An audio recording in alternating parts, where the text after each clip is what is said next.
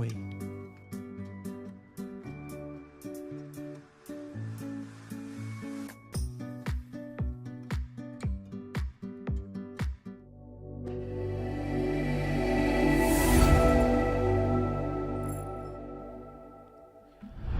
How are we? Hello everyone, welcome back to another deadline stream. Game week 32. It is a big one. It is a big game week. Thank you all for joining. I thought, what is the point me sitting at my computer planning and tinkering with my draft and with my team half an hour before I stream, when I may as well just do all of that live and talk to you at the same time. Thank you all for being here. Please do drop a like if you are in already. Subscribe if you are new to the stream and this is the first time you're watching a deadline stream, or if you've tuned in for a fair few weeks and you still haven't subscribed, what is a better opportunity to do it? We have had 6 videos in 6 days, deadline stream this evening, and hopefully all of you are set up enough for game week 32. And if you are not, hopefully you will be set up enough by the time that game week 32 does come around in just over 2 hours. Thank you all very much for being here. Before we get into all of it, we are going to talk about the wild card. I haven't made any transfers yet, but we're going to talk about it. We're going to answer your questions. We're going to talk about chip strategy. We're going to talk about teams and everything like that. But before we do, let's get in and say hello to some of you. Let's say hello to as many of you as you can. Thank you for being in early. I massively appreciate it. Happy Friday, everyone. Happy return of FPL and return to the Premier League. I also said in a couple of my videos this week, I've got a new camera. You might not be able to realize or notice that much difference, but if you could pretend that it's really good and tell me that it's a massive improvement and it's really been worth my investment, that would be great in order to make me feel better. But let's say hello to some of you. First of all, to Barmy Army, Abdullah, Simon, Salim, Talin, Gomar, Miguel, and Pascador, all of you for either upgrading or joining as a member. I massively appreciate all of the support on the channel, always, and this week as well. And also, we've got DUJ in the chat. We've got Ewan. We've got Matt. We've got Fiona. We have got Emmanuel. We have Ian, Majed. Hello to Adrian. Hello to Diehard Kid. Hello to Ozspike. All the members, Immortal, Matt. Hello to all the members and moderators in today. Especially big thank you to all your support for myself and on the channel as well. And to everyone else, we've got Grimaldi, we've got Sherlock, Ruben, David, Linda, Alcapool, Dale, Zahir, WVR, FPL Heel, Seb, Colin, It's Cello, Ryan, Mark, Koba, FPL Northern Ireland, Tracy, Matt Duncan, Mohammed, Jerome, Messi FPL, Fenidal.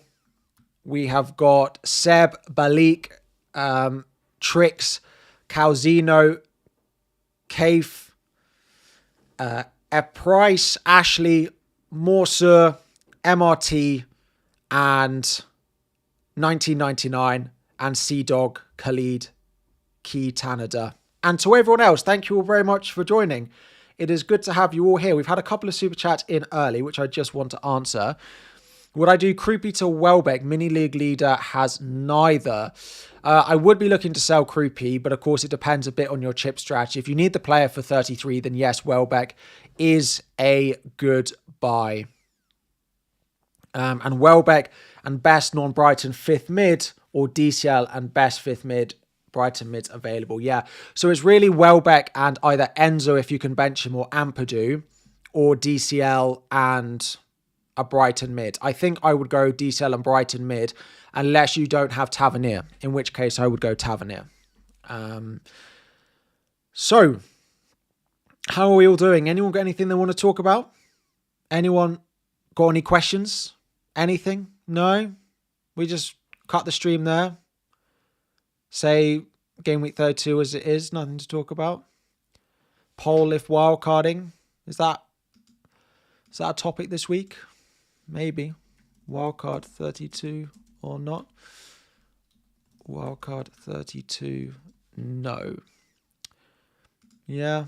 Not much to talk about. Yeah. Yeah, I think that's about it. Pretty boring week, don't you think? No. Right. So, small matter of wildcard. I basically say I think I'm going to wildcard. I cannot see anything between now and the deadline that's going to change my mind in order to not wildcard. So I basically am going to wildcard. But it feels weird to say I am going to wildcard but not do it, because I basically am. I don't see anything in the next little while that's going to change my mind. I just still have a little bit of an aversion to wildcard a team that looks good. And for anyone who watched my complete guide video this morning, I made one transfer. Which was... Sorry, which way am I going? Oh, wrong way. I made one transfer, which was Ekitike to Bowen, which is the transfer I was always going to do. And now the thought of wildcarding this team just doesn't feel particularly great. But I am just going to do it. I just think with 5 free transfers, it looks better for my team in the long term. I can use 5 free transfers to effectively wildcard again in game week 35. This is all part of the plan. So I just don't see... I've got such an advantage having 5 free transfers. I have such a big advantage having that. If you're trying to wildcard 32 with 1 free transfer, it is difficult to do. Especially trying to pivot both from the teams now and also the teams in 35. Whereas with 5 free transfers, I can effectively wildcard not only now, but also in 35. I actually built a game week 35 wildcard, and I can get to the game week 35 team from my game week 32 wildcard with those 5 transfers. Well, if I have 3 transfers, 4 transfers, I think 3 plus is probably enough. Like, you can still wildcard with 2 or 1, but I think 3 plus is the point where I'm like, I need to try and take some advantage. Why is it a disadvantage to have 1 free transfer? It's just, even if you're going to roll through to game week 35, 36, because your bench boost 33, so you get an additional transfer. Game week 34, you don't, because you play the free hit. So game week 35, you'll still only have 2 transfers available. So when everyone in game week 35 is suddenly buying loads of Arsenal players, Newcastle players, and Crystal Palace players, you won't be able to get onto as many of them as other people will. That's effectively the difference. And also, the game week 32 wildcard team doesn't look particularly great. But if you've got 1 transfer, you have to just start with the team you're ready to bench boost with. Whereas if you've got 4 or 5, you could start with a Bowen over a Calvert-Lewin. You could start with a Gabriel over a Leeds defender and use a transfer next week to try and get more points this week while still having a good team for your bench boost. There are lots of different permutations. Wildcard 32, I think, is the most upside, is the most aggressive, and potential to climb up the ranks. But it is also the most difficult to navigate if you don't have loads of transfers as well. So that's basically why. If I wildcard 35, I get to game week 37 with 5 free transfers. What am I doing with 5 free transfers with 2 weeks left in the season? That is not a good use of 5 free transfers. Yes, I can take 1 or 2 week punts, but you want me to wildcard 35 and then 2 weeks later sell half of my team? Just doesn't really feel like a very sensible place to put myself into. So, yeah. I appreciate all the love and support, by the way, on the complete guide video. I made the first slide for that complete guide video on Tuesday morning, and I uploaded it by finishing it by getting up at 6 o'clock in the morning on Friday in order to record it. Now, I am not complaining about the hours that I work at all. I am very lucky to have the job and be able to create content for you. But I just think it's the most I've put into any video I think I've ever produced or ever recorded. And to see that put back into, and people to say, be appreciative, then it's just very nice to see. And I appreciate all the kind words. Anyway, so As you're all in early as well, I do have some memberships I can give away. So I'm just going to send out 5 base tier memberships, which just gets you highlighted in the chat. And yeah, 5 now. We might send 5 out later. We're just aware it's going to be a big, busy stream. So for all of you who are in early, we're just going to send out 5 of them now and see who gets them. I'm aware I definitely don't need a wildcard this week, but I am going to do it. I am going to do it. Congratulations to everyone who won. RYK, I'm 1974, Tuna, Nick, and Oliver. Congratulations. Congratulations on winning a membership. We'll do 5 more of those. I get to give out 5 a month, and I often forget, so we'll make sure we'll do it. Will Newcastle double? No, they will not. So, I mean, I'm like, should I just wildcard now? I mean, I'm always say there's no point making transfers until we get closer to the deadline, so I probably won't. We'll probably leave it a short while, but I'm not going to leave it up until 5 minutes. 5 minutes to go. You have Giandre, you have 3 free transfers. Would I start Ekitike, move him to Bowen, save the transfer, bench? So, this is a common question. Would I bench Ekitike and play Harry Wilson or sell him to Bowen? I think I would buy Bowen. If you want to see what Wildcard 35 teams look like, please check out my team selection video from Thursdays. It's got all the detail of it in. I think I would sell Ekitike to Bowen with 3 free transfers. You have 1 free, team looks good 32, wildcard 32 or 35. If your team looks good and you don't want to wildcard it, then wildcard 35. Can I give some differential picks for wildcard this week? Those of us are chasing rank. The first thing I would say is I think you'll be surprised how low the ownership of some of the players on wildcard are. All those Brighton mids will be under 10% owned. Welbeck will be very low owned. Calvert-Lewin will be very low owned. Palmer won't be that highly owned. There are big differentials in that wildcard draft. That wildcard draft in itself is quite a big differential. If I use your transfers and then wildcard, will I still have 5 frees? Yeah, so like that transfer that I've used, if I wildcard now, I'll get that transfer back. Is the wildcard 32 the best strategy if you've got all your chips available? Yes, unless you really have an aversion to playing the chip this week. And then, in which case, there are a couple of other options, but it generally is what I'd prefer you to do, yeah. Template is pretty much set, and unfortunately, I know that people in the chat will say, oh, everyone's picking the same wildcard, it's really boring. But when you've got 6 teams doubling, one of which is Burnley, so that only really leaves 5.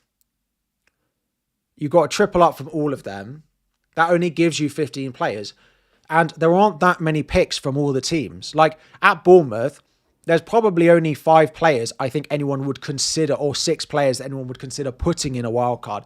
At Leeds, I think there's only about 3 or 4 of them. At City, maybe 4 or 5. At Chelsea, there's a maximum of 4. So once you start considering all of that, it's not that much of a surprise that a lot of wildcard drafts end up looking very similar. And even if they're not exactly the same, they've still got triple Brighton, triple City, double or triple Chelsea, double or triple Leeds, double or triple Bournemouth. Like, it's the same sort of combination of players because they're the teams that double. So they're the teams that you're going to pick from if you're wildcarding this week. Yeah. Yeah. So one of the big decisions I have when we come to wildcard is around the Brighton midfielder that I want to go with. I was set on Pascal Gross for the minutes. I now don't think I'm going to go Gross. Because, so, let me do the future planning. So this is what the wildcard team roughly looks like. That's in 35. So in 33... 32, it looks like this. 33, it looks like this. I use 1 transfer. I do Gabriel to Bijol. I need it to be Bijol and not Pascal Struijk, because in 35, I plan on doing Gabriel in and Gordon in, quite possibly, for that Brighton mid and for Senesi.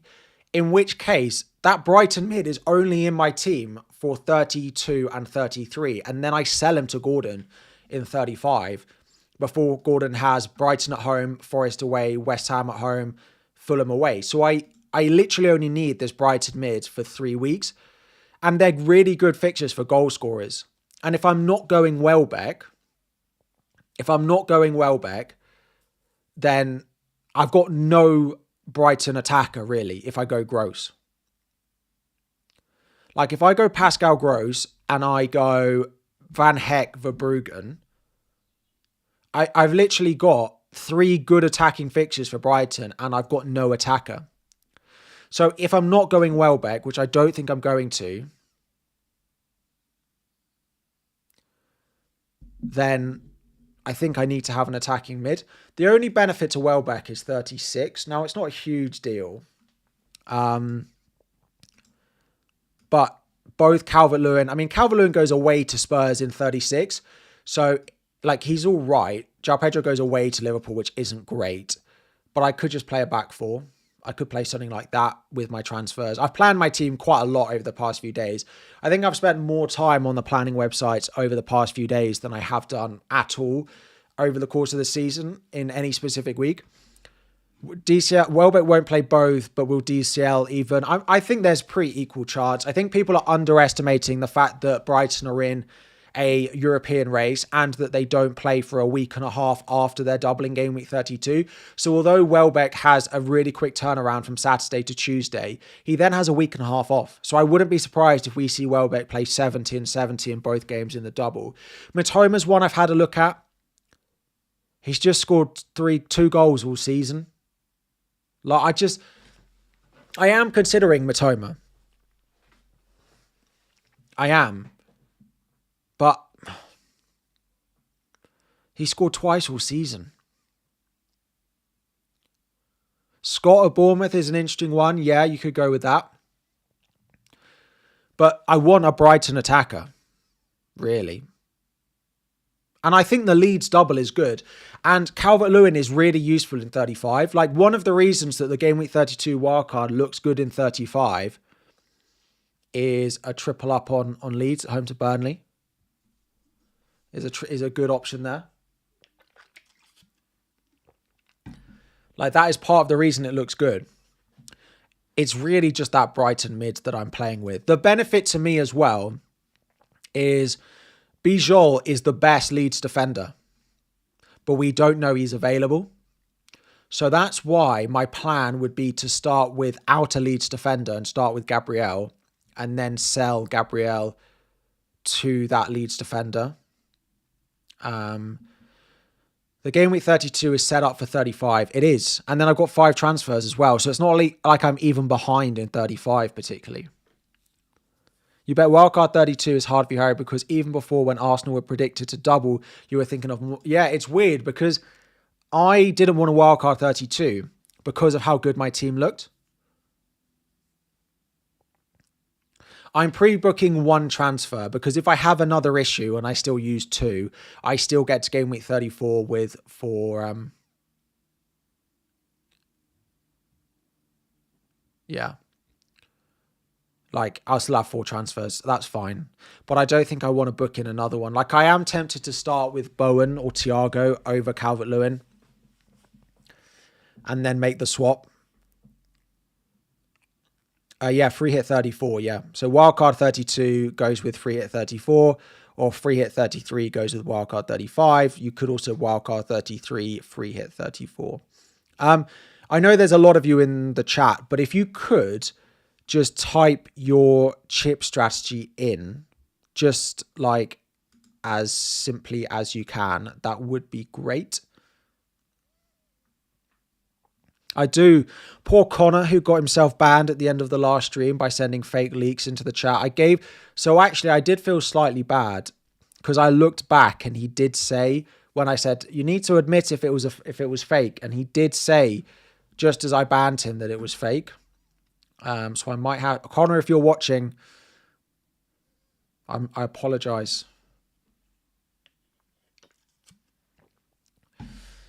So what have we got? Wildcard 32, Wildcard 32, free at 33, Wildcard 32, free at 33, Wildcard 32, free at 33, Wildcard 32 is probably slightly more popular, but it's pretty close between them. It's almost split. It's pretty split. People talking about Hinchelwood in the chat. Yeah, I like Hinchelwood. My only concern with Hinchelwood is he hasn't scored more than 7 points. Oh, he scored 8 and 7 here. Like, he's not really hauled. But he has, like, if he got a 5 and a 2 or a 5, if he got 8 points across the double, I wouldn't really have an issue with that. But he hasn't really exploded. That's my issue with Hinchelwood. But none of them really have. Like, Pascal Gross, I think he got 1 12-pointer. Yeah, he got 1 12-pointer. His minutes are great. That's the benefit to Gross, though. You just know what you're getting with him. Ayari's not nailed at all. Like, his minutes are all over the place. He was nailed, and then he lost his place. Mitoma. Like, again, he's been pretty good, but I think he was injured. He got injured here, I think. Didn't play Sunderland, then didn't start Liverpool. And now people in the chat are saying Gomez. The issue with Gomez is he's on 9 yellows. And I think he might not start against Burnley.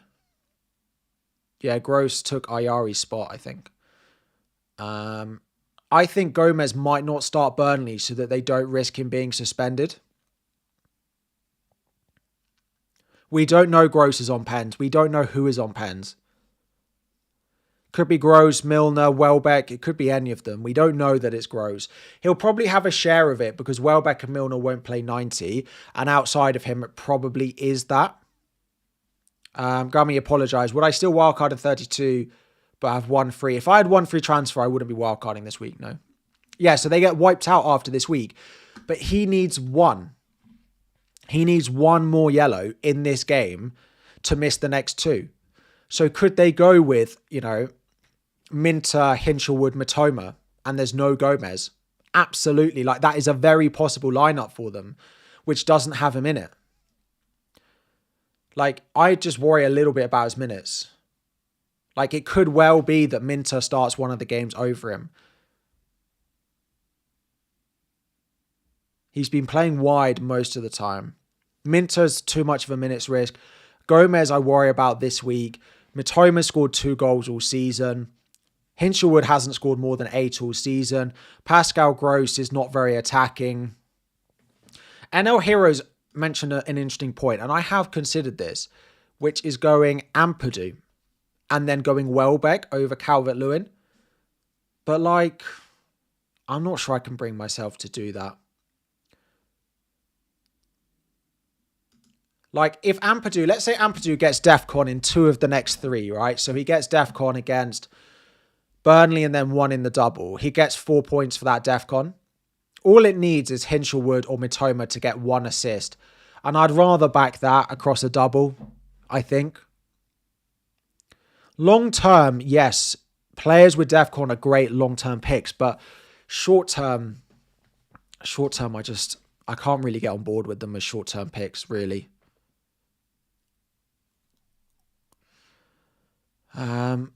Right. Hello? There's an echo in my room, but my room hasn't changed. It might be my ears. Aronson. Yeah. These minutes really terrify me a little bit.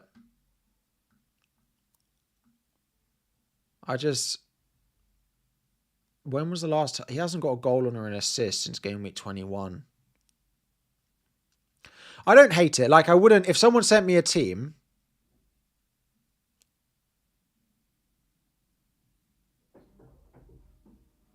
If someone sent me a team that had it in, and had gone Aronson over, like gone Aronson, Welbeck over DCL, Brighton mid, I'd have no issue with it. Arsenal versus Fulham, game week 35 will be between the next Champions League round. Is it worth it? I probably will want Gabriel. Like, I might not need to double or triple up on it, especially if Fulham are still playing well, but I will almost certainly want Gabriel back. Do you accumulate a transfer when you're playing a chip? So when you're playing the wild card or the free hit, you don't, but if you're playing the bench boost or the triple captain, you do. DCL only has 1 goal contribution since game week 21. Yeah. He's on pens, though. I know that's a really boring answer. He has had, like, decent data as well. I agree. Like, I don't think he's the best pick, but he's 5.6 as well. He's so cheap. If I went Welbeck, I wouldn't be able to afford... He did miss the last pen, but he then took it in the cup. So there's no reason to think it won't still be him.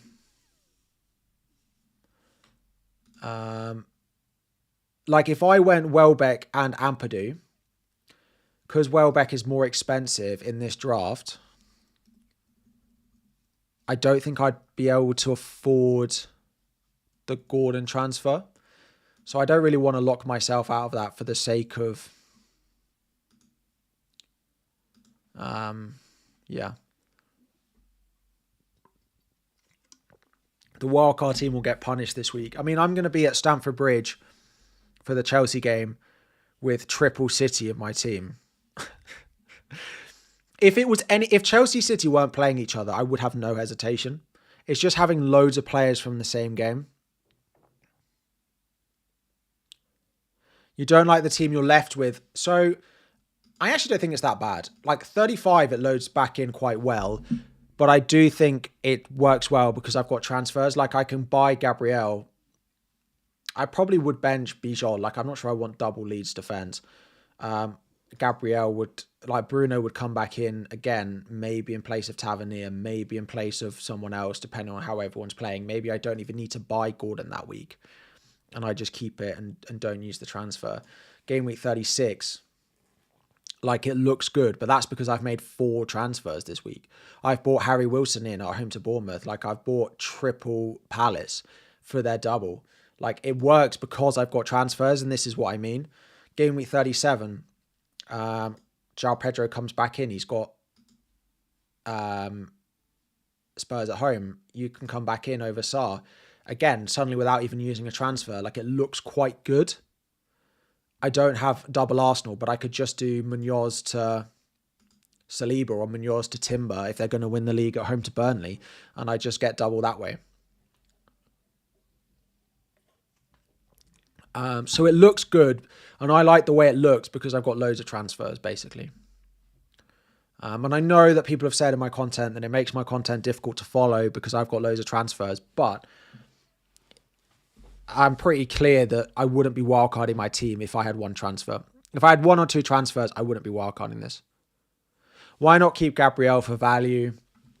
Yeah, like, I probably should, but I'm going to try and maximize the double. It's just again, an option. If I'm going to keep Gabriel, I don't think the bench boost looks good enough. In which case I won't bench boost, and then that changes my strategy all again. Like, if I'm bench boosting with Gabriel away at City and Bruno, I do think there's a world where the bench boost is propped up because Bruno does well away at Chelsea. But I just don't think that's worth the wild card, the bench boost. So then I would just change my strategy altogether. What about Struijk over Bijol? Struijk is better and more nailed, but Bijol is better for DEFCON when he plays. But yeah, just go Struijk if you can afford him. Is there a massive upside for free at 34 teams versus teams not wildcarding in 33? No. Like, my free hit 34 team is only predicted to outscore my current squad in 34 by about 1 point. It's really close. And it will come down to, like, Liverpool picks, for example. Do we have faith and trust that someone like an Ekitike or a Salah is going to be worth it? Because if not, then it is really, really similar.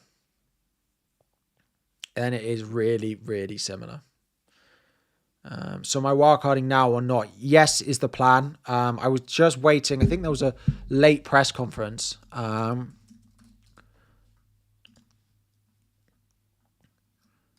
Any golf fans out there?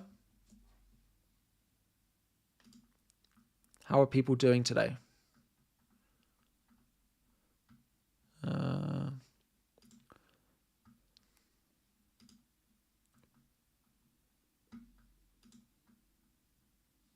What is the Masters table? Just while I check the Masters, drop a like on the video, on the stream, and subscribe if you are new around here as well. They haven't. Who's started? None of the top ones have started yet. Ooh. Interesting.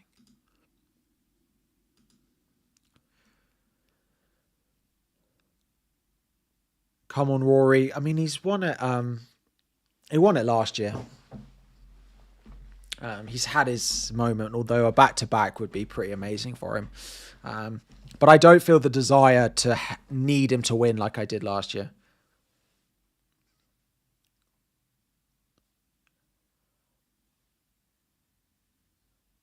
I'm not... Someone in the chat saying, Harry, we tune into content... guys like you, one of the best for help, being secretive about the wildcard. This is what I'm going to wildcard into. Like, I'm not being secretive at all. Not that. This is the planned wildcard. Like, I'm not being secretive about it at all. It's in the video from Tuesday. It's in the video from Thursday. It's in the video from Friday. It's almost the same in every single one. It's had the same picks in every single draft. I'm not hiding the wildcard draft. I just don't need to activate it now in order for something to happen.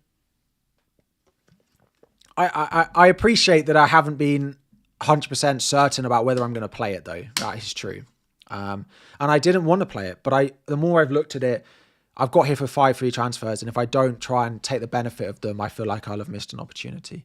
Petrovic and Justin, or Darlow and Hill. The benefit to me about Darlow, I mean, there's not that much in it. I think Hill is so good for DEFCON. I think I would go there. I think I would go with Hill because his DEFCON is so good. Oh, no need to apologise. Never any need to apologise. You're all good. Thank you, though.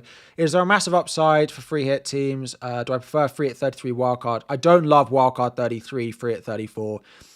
Wildcard 33, free hit 34 means you get to game week 35 and you're basically just behind the people who wildcard that this week.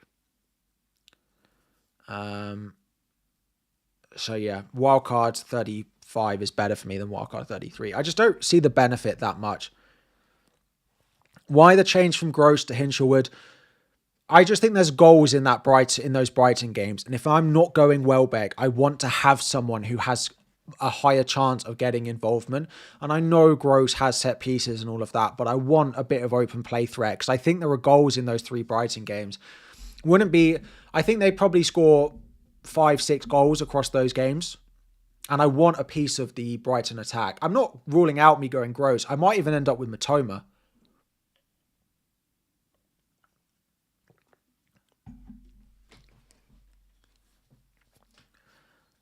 What I'm hearing is wildcard this week is a must if you have bench boost. It's not. So I spoke about in the complete guide video today is there are options for you if you don't have all of the, or if you have all the chips left, but you want to do something different. There are other options for it, but I don't particularly love them. Right. I mean, there's just nothing really. There's nothing.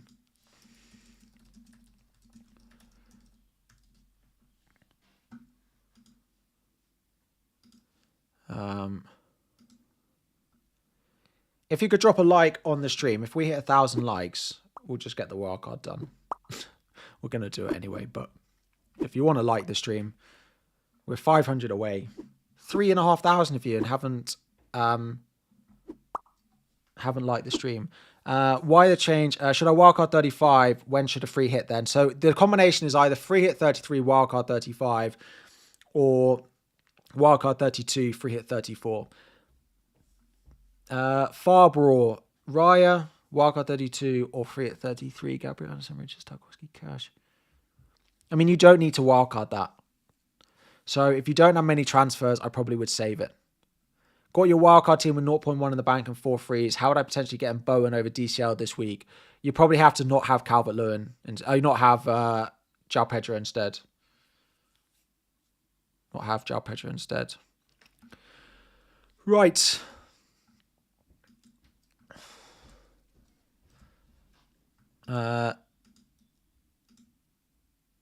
Let's get doing it, shall we?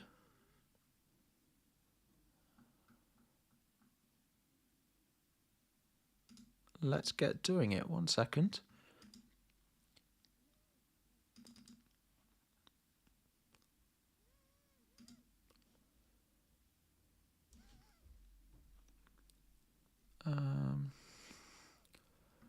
Cool.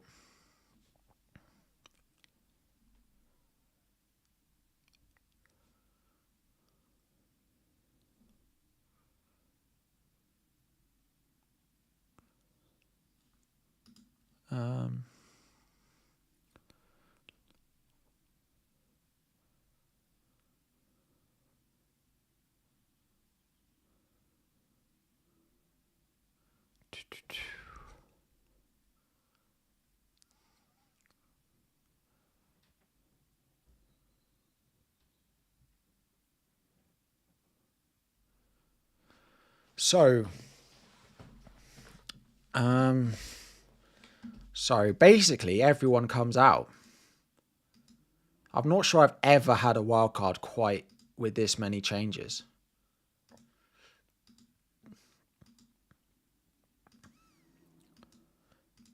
Yeah, he can just come out. Have I got valued? I'm going to just keep him in a second. Pretty much everyone else comes out, right? No chance. Right. So, goalkeepers. Let me talk through the picks as well.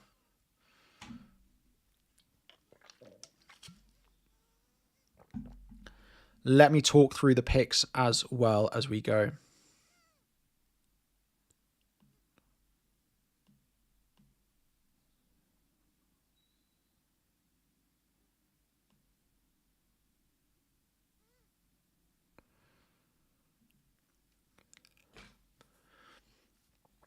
I know. Let's just spare a minute, shall we?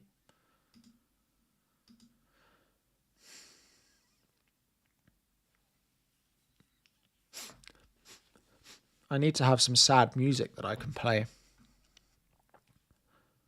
Thank you for all your service, Anderson, and I hope you continue to reward those who have kept hold of you, and I will look to own you again soon.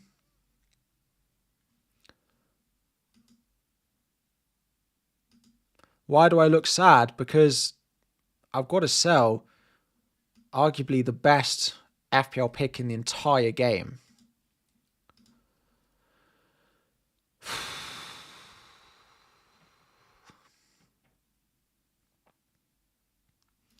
This might be the hardest transfer, almost as hard as when... No, hang on. Almost as difficult as when I sold Chris Wood last season. Could have been in trouble with mixing my words there. Goodbye, Anderson. I'm going to keep him in. We're going to do his transfer separately. It doesn't feel right. We want some love hearts in the chat for Anderson.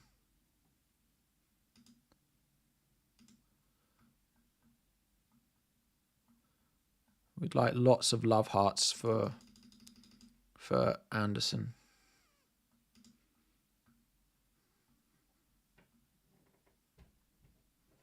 Why did it not send them?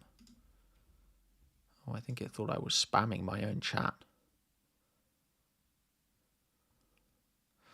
Right, anyway, let's get back to it, shall we?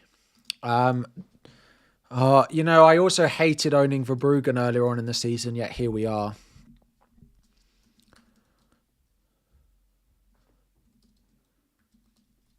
And Darlow.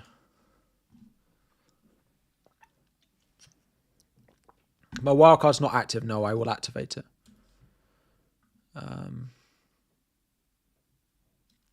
Don't cry because it's over. Smile because... Can I activate it now?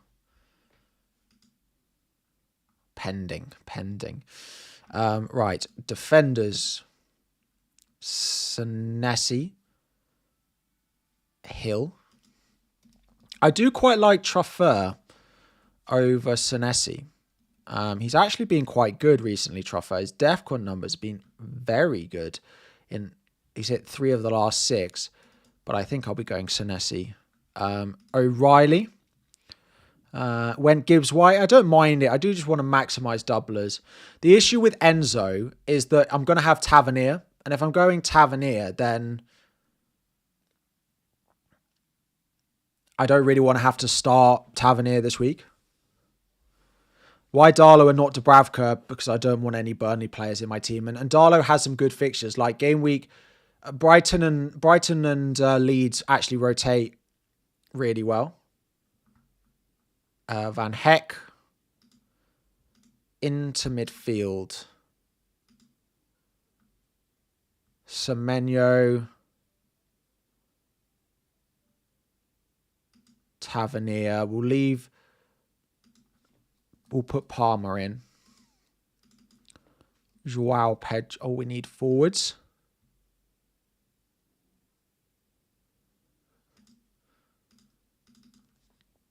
And then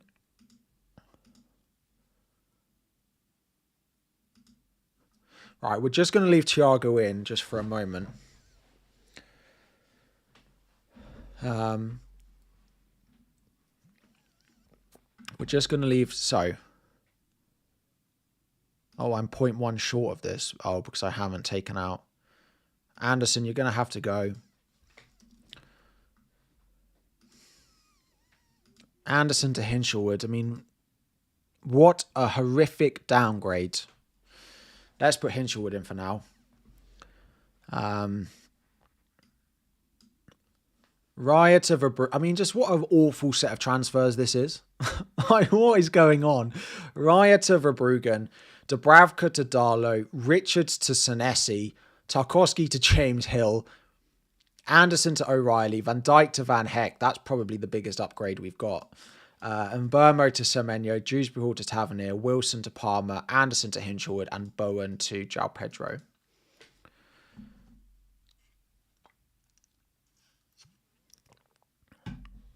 My old team was better. Correct. That is the unfortunate circumstances of the wildcard this week. Unfortunately.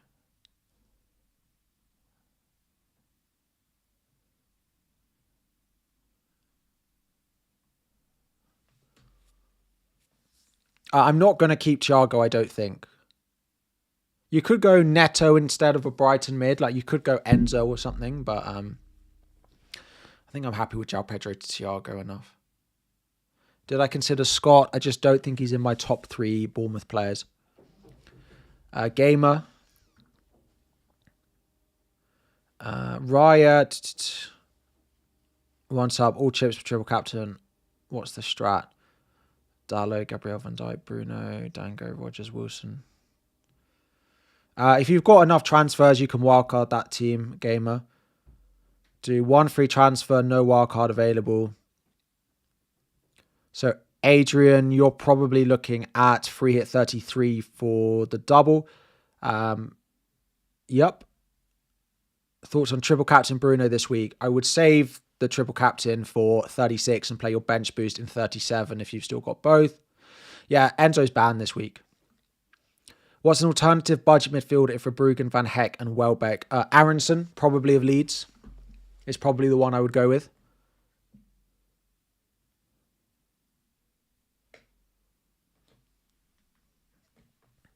Yes, wildcarding. Wildcard active. Confirming these transfers. Lock in your wildcard. These transfers will be active for game week 32, Friday the 10th of April.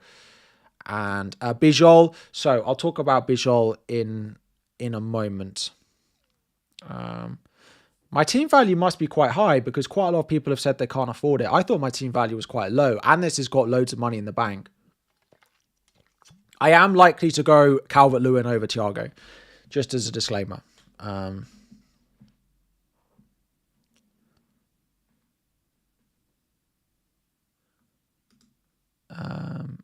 Yeah.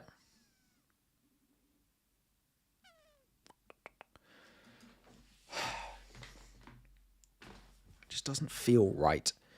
Just feels wrong to do these transfers, but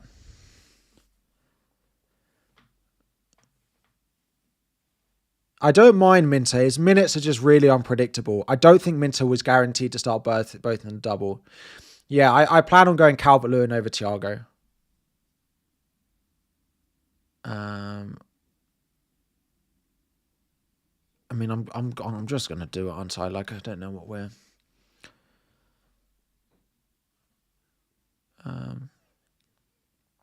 Right.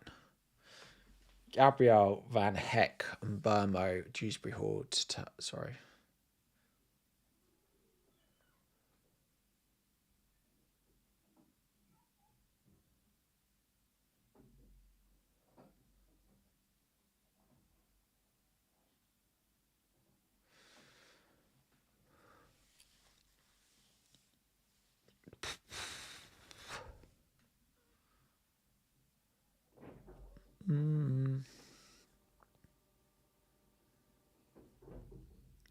Why not have Welbeck instead of DCL and Truffer instead of Hill? Hill is definitely the best Bournemouth option just because he's the cheapest.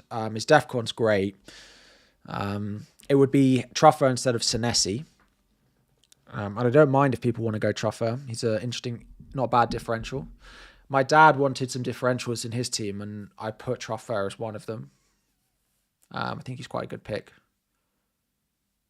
Are we bench boosting 33 then? Yeah.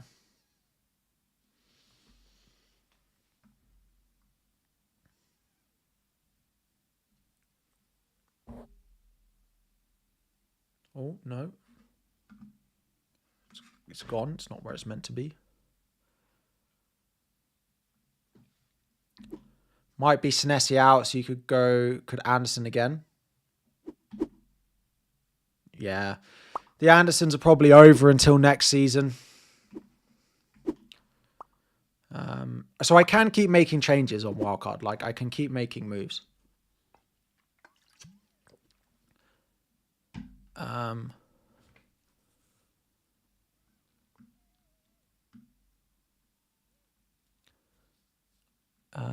Tham Mox got your wildcard with 0.1 in the bank. How would I potentially get in Bowen over DCL this week? I don't think you can. Unless you sell João Pedro or Thiago in this case.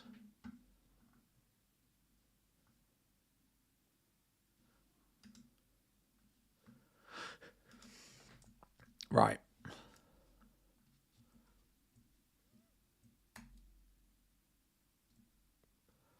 Yeah, next. I mean, what is this? Like, what? I've never wildcarded into a team I've hated more than this. I genuinely don't think I ever have. I mean, look at this. Like, what is going on down here? Like, what is this?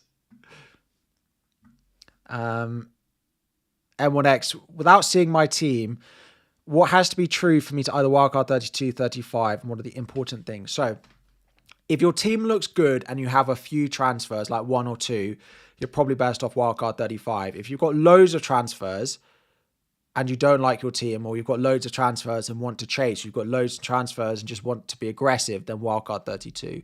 You can still do it even if you just want to chase or just be aggressive. You can wildcard 32 even if you don't have loads of transfers. I mean, it's what it is. Let's hope it doesn't completely ruin the season this week. Because after this week, it's fine, right? After this week, it's fine. Like, you get all the doublers. The 35-4 team is a free hit. The 35 team looks good. 36 team looks good. And I've got loads of transfers. It's literally just this week. So, the things I have to consider is Thiago.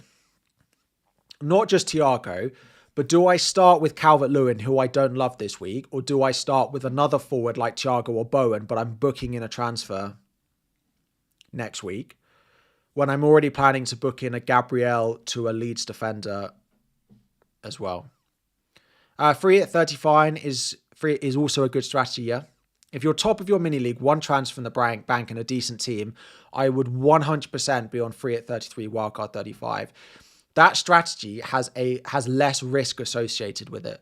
Free at 33, wildcard 35. You basically play every week pretty well, but nothing too extreme. Whereas this strategy is slightly more, it could be really down next week, but really up next week.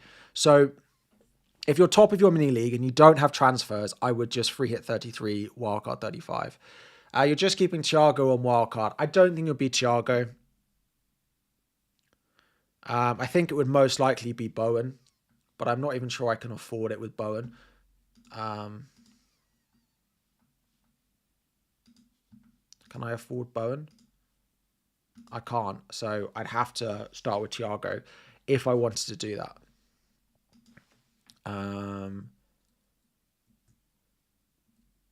So I can't even start with Bowen unless I didn't start with João Pedro.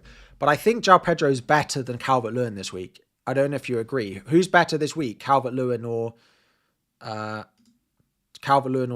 Or Calvert-Lewin or João Pedro this week? Get your words out, Harry.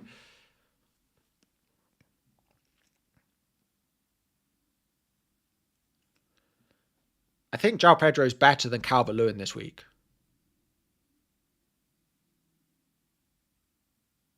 I mean, Welbeck's better than them both, right? I agree.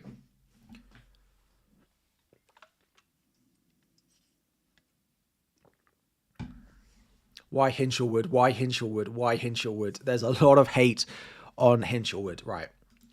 So, Hinchelwood's playing number 10 now.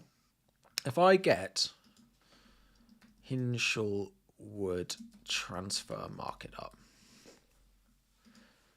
And stats by current season. So he started the season playing deeper.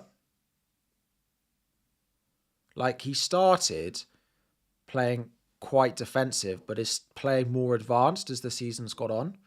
And he wasn't fully nailed playing defensive, but he's played a lot of minutes playing further forward.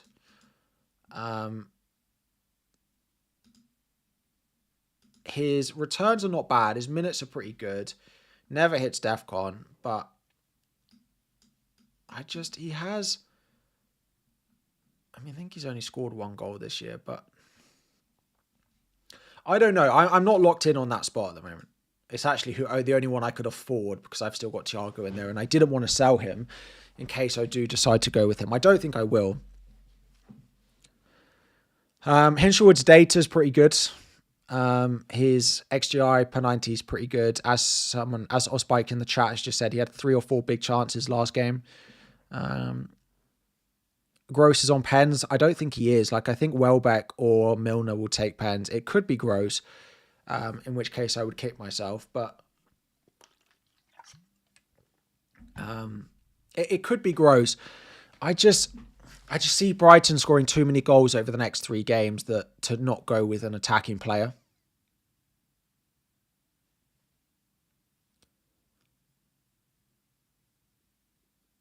Why not a Leeds defender? Then I can have Welbeck over Van Heck and then go Welbeck. That's possible. Like go Pascal Struijk and then go Welbeck and Hinchelwood.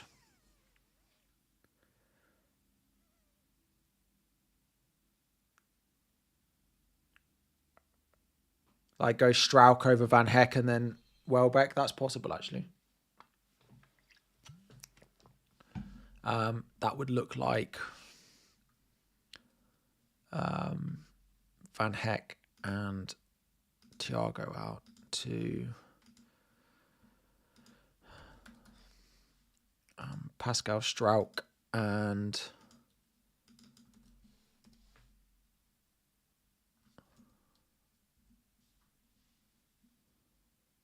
what's going on?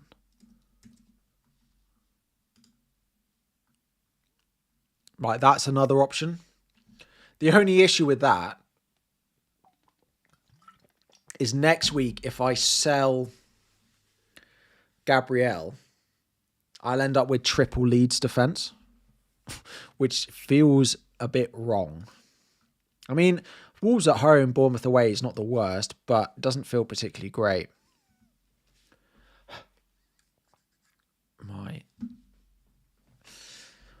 Why can't add Palmer while have the same wildcard structure? I mean, players have different team values, so that might be why.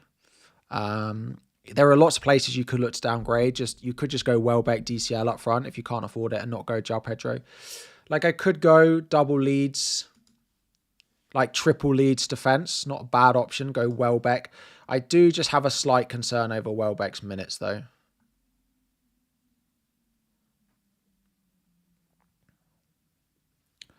I do just have a, like here, like 21 midweek, 19 midweek. The only thing about Welbeck, the benefit to him, is these have come midweek where they've had to play the weekend after, whereas he doesn't play for like 10 days after it. It just comes down to how much you think Welbeck starts both the games. Maybe Welbeck is better, but Van Heck's pretty good though. Like he's been quite reliable. He's got some goal threat as well. Like I think people forget he's had 5 attacking returns as a defender this season. His DEFCON numbers are really good. Like he's hit at least 9 DEFCON in basically every one of his last 8 games. So I'm not massively sure I want to take that out. Can I talk about chasing in your mini league? Yeah. I mean, if you're chasing, I think, again, Wildcard 32 is quite a good way to do it because Bench Boost 33 has the potential to be that season-defining moment. It also has the potential to be so bad this week that it defines our seasons in the opposite direction. I don't think I would go with single game week players. You could go for some Palace because, of course, they're double later and they've got West Ham at home next week. So you could go for a Sarr or Munoz, but I'm not particularly sure that I want to do it. Chelsea fixtures against Man City and Man United.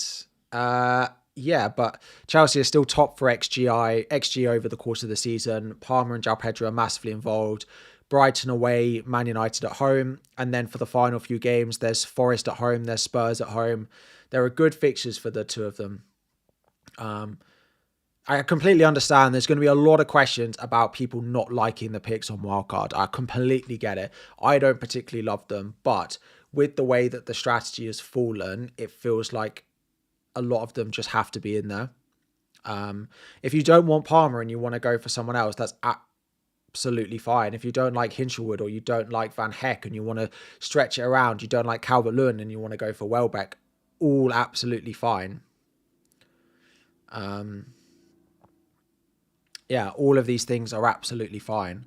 It's just different combinations about how you feel about it. And I mean, I don't feel particularly great, but yeah. I just want to check on, it says wildcard active up there. I just want to check on my phone that it says wildcard active. Yeah. Always good to take a screenshot.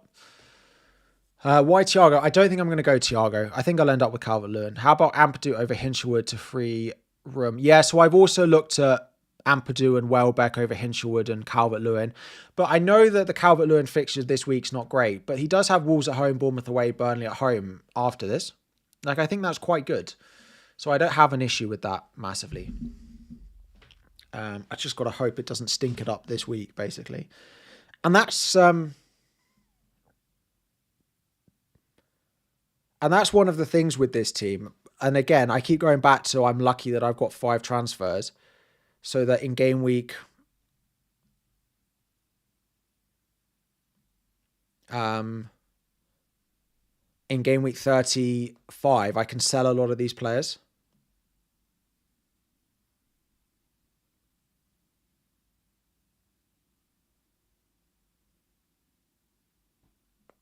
Someone's done a graphic on where the Brighton mids are. Yeah. There'll be one of them that does really well. You just got to hope you have the right one. You think it's solid apart from Calvert-Lewin? Then, yeah, I think that's fair. Then go Welbeck and ditch Van Heck for a Leeds defender.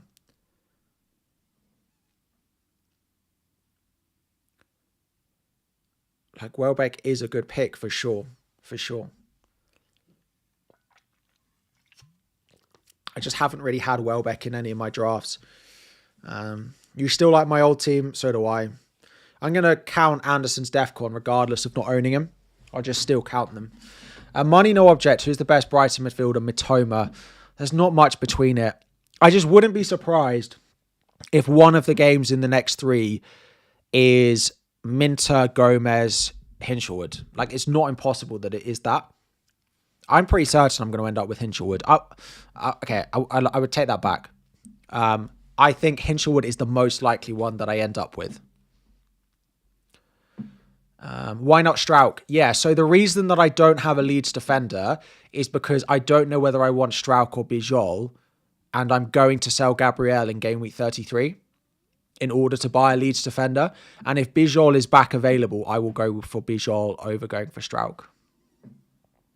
Right now, I've got 0.2 in the bank, but I plan on doing Thiago to Calvert-Lewin, which will leave like 2.5 million in the bank, which will be used to do Hinshelwood to Gordon in 35. Probably. Depending on who's disappointing, will get benched. Petrovic is fine. Yeah, I don't mind Petrovic. The issue with Petrovic is Darlow is such a good pick. And if you're going Darlow Petrovic, you've then not got a goalkeeper with a good fixture this week. Now, Verbruggen might just concede and then it's not an issue. Mitoma, I discussed a lot of the Brighton mids in my complete guide video this morning. There's really not much between them. I just don't think Mitoma's been that great this season. That's my issue. He doesn't feel like the in-form player at Brighton at the moment, like he has done in the past. That's my concern with him. Really. He just doesn't feel like he's in form, really.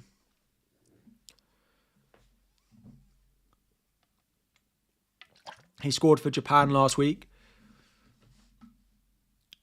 Yeah, Fleming is the other one. Actually, yeah. Thing is, before the weekend, before Leeds won and everyone started putting Calvert-Lewin and people went Welbeck, people wanted Fleming.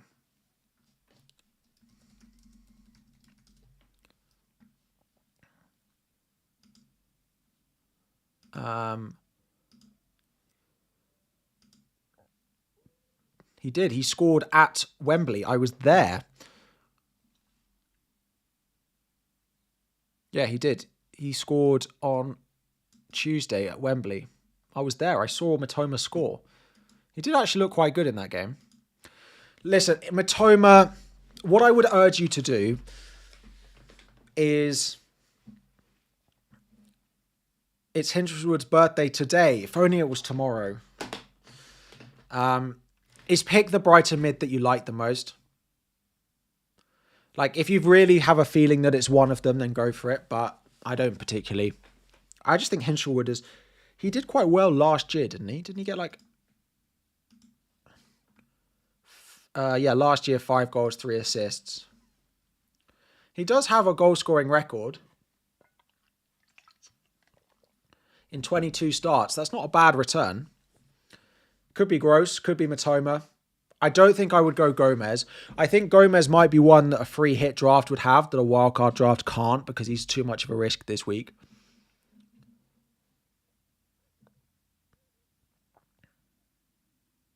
You want to see where Burnley concede chances from? Yes, I know FPL Meerkat does this every week. Those are predicted lineups.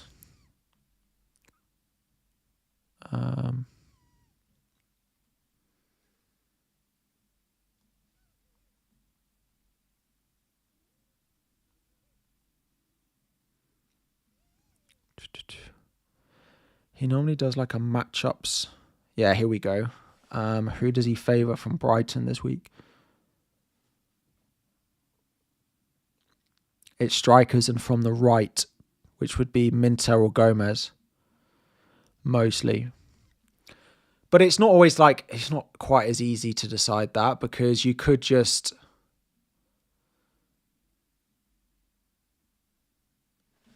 Like, it could be that the chance comes from the right, but Mitoma taps it in at the back post. So, instead of Palmer, who could you buy? That's the issue. Without the players who... Like, I probably would end up with Gordon or Ismail Assar in there. Tomorrow is Hinshelwood's birthday. Is it? Surely not.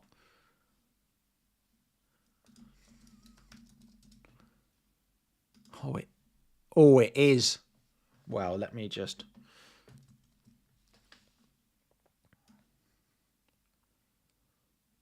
Birthday goal, anyone?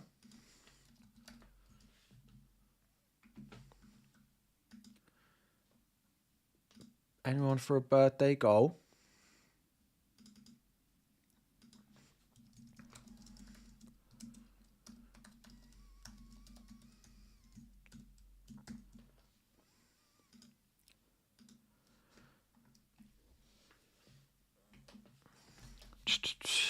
We love a...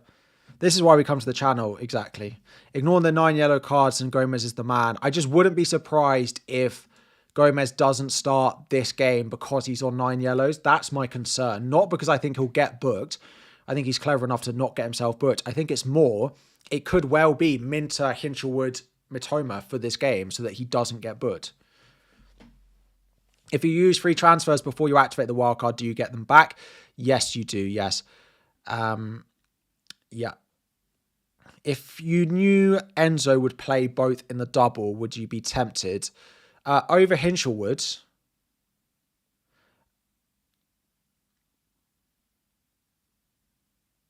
The issue with Enzo is I then have to play Tavernier away at Arsenal, which I just don't really want to do. Especially when we aren't even certain he's on pens.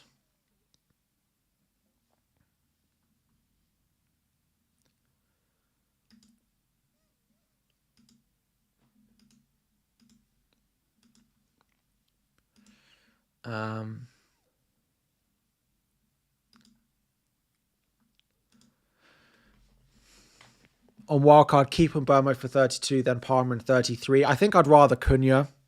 I don't mind it, but I think I'd rather Cunha for 1 week than Mbermo. I think I'll sell Thiago. I think I'll go DCL from the start. I think I'll go DCL from the start. I just didn't want to sell him because as soon as I sell him, I can't afford him if that's what I decide. If I had 1.5 million less, well, I would just do Thiago to DCL. I mean, this is just what I'm likely to do. I'm almost certain. I'm going to go DCL like I am. He's got an extra game. And then walks into Burnley at home in 35. Who do Brentford have in 35? I mean, they do have West Ham at home, which is not bad. Like, Thiago will probably end up outscoring DCL, but I'm just not going to not start with a doubling striker. Would I go with a Leeds defender now over Gabriel if you have 3 transfers? Probably, yeah. So people are lots of questions about Mitoma in the chat.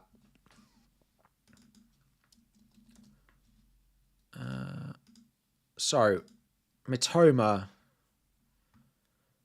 2 goals, 1 assist, 0.21 XGI per 90 and 0.15 XA per 90.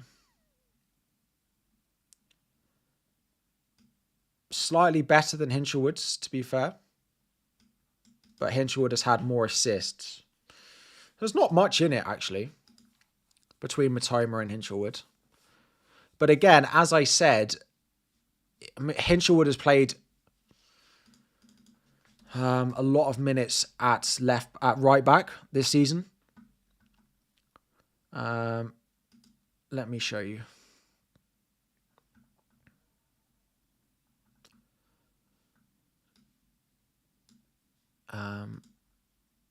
Yeah, so like he started the season right back, defensive midfield, defensive midfield, defensive midfield. So like his data at the beginning of the season in particular was worse.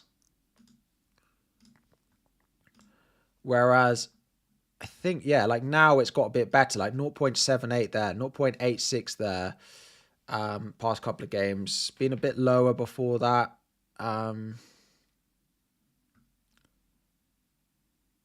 He hasn't played very many minutes.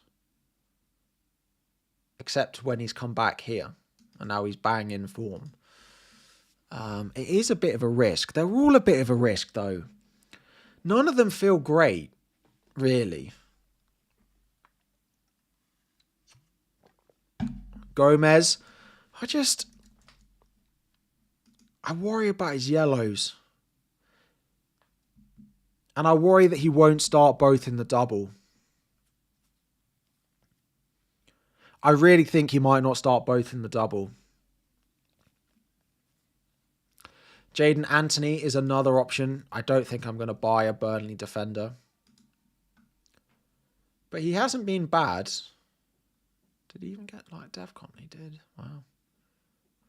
He was so good at the start of the season, but Burnley just are not very good anymore. Yeah, like he's not the worst, but the double's not great. I don't think there's loads of goals in the double. Gomez can play 10. He can. He can.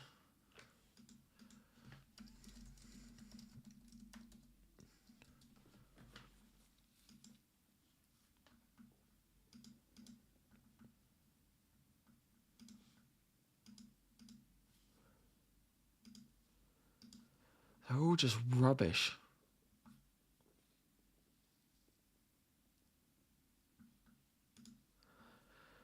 Honestly, they're all just nothing. Is Truffer better than Senesi? Probably not, but there's not much in between it. Munoz over Gabriel, double game week 36 and good fixture 33 for the bench boost. Yeah, if you don't want to have to sell that player, then I don't mind starting with Munoz over Gabriel. Munoz over Gabriel is not a bad option. It's just Palace are going to be a little bit tired from Thursday, aren't they? Whereas Arsenal just... You never really want to be the person to back against Arsenal. Like one of these Brighton mids, one of these cheap mids will do well. Almost certain of it. I mean, they don't even need to do well. They need to score, what, like 10 points across 3 games? Minimum. They need to break down. They need a return. Like if you told me Hinchelwood got a return over the next 3, I probably would just do it. Who should I go best replacement for Palmer if there's no budget? Probably Sarr or Gordon. Probably Sarr or Gordon. What don't you love this week? I mean, most of it. To be honest, pretty much all of it. Yeah, it's just those. Gomez gets DAFCON as well. He's got like a 16% hit rate when he starts. Yeah, it's not great.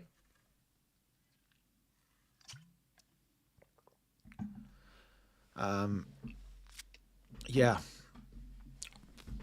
I mean, there's just not much really to... The other one is Enzo. But I kind of need one of them this week for Burnley. I think Hinchelwood's where I'm likely to end. Or do I just go Matoma? But then, like, why didn't Matoma start here? Because that's the other issue with this Matoma, is that he didn't start against Liverpool. And they won. That's my issue with Matoma, is against Liverpool, they played Minter on the left, Hinchelwood in the middle, and Gomez on the right, and they beat Liverpool. So he was injured, yeah, but like if they've just won away at home to Liverpool without him in the team, is he guaranteed to play? He was injured, yeah, he was coming back from injury, but if they've won against Liverpool, is he definitely going to play?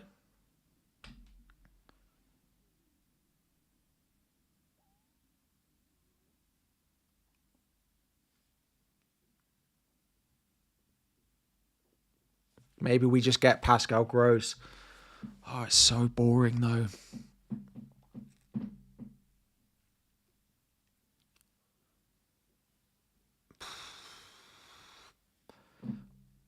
Ampadu and go Welbeck.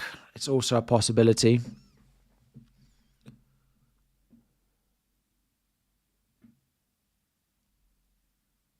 Could just go Welbeck and go like Ampadu in midfield. Is Bijou fit? He played in the cup. Apparently he picked up a knock in the cup. He should be back for the double, but might not play this week.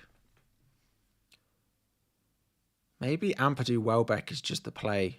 But I like the Leeds double. I want goal scorers from these two teams because I think there are goals in both of them.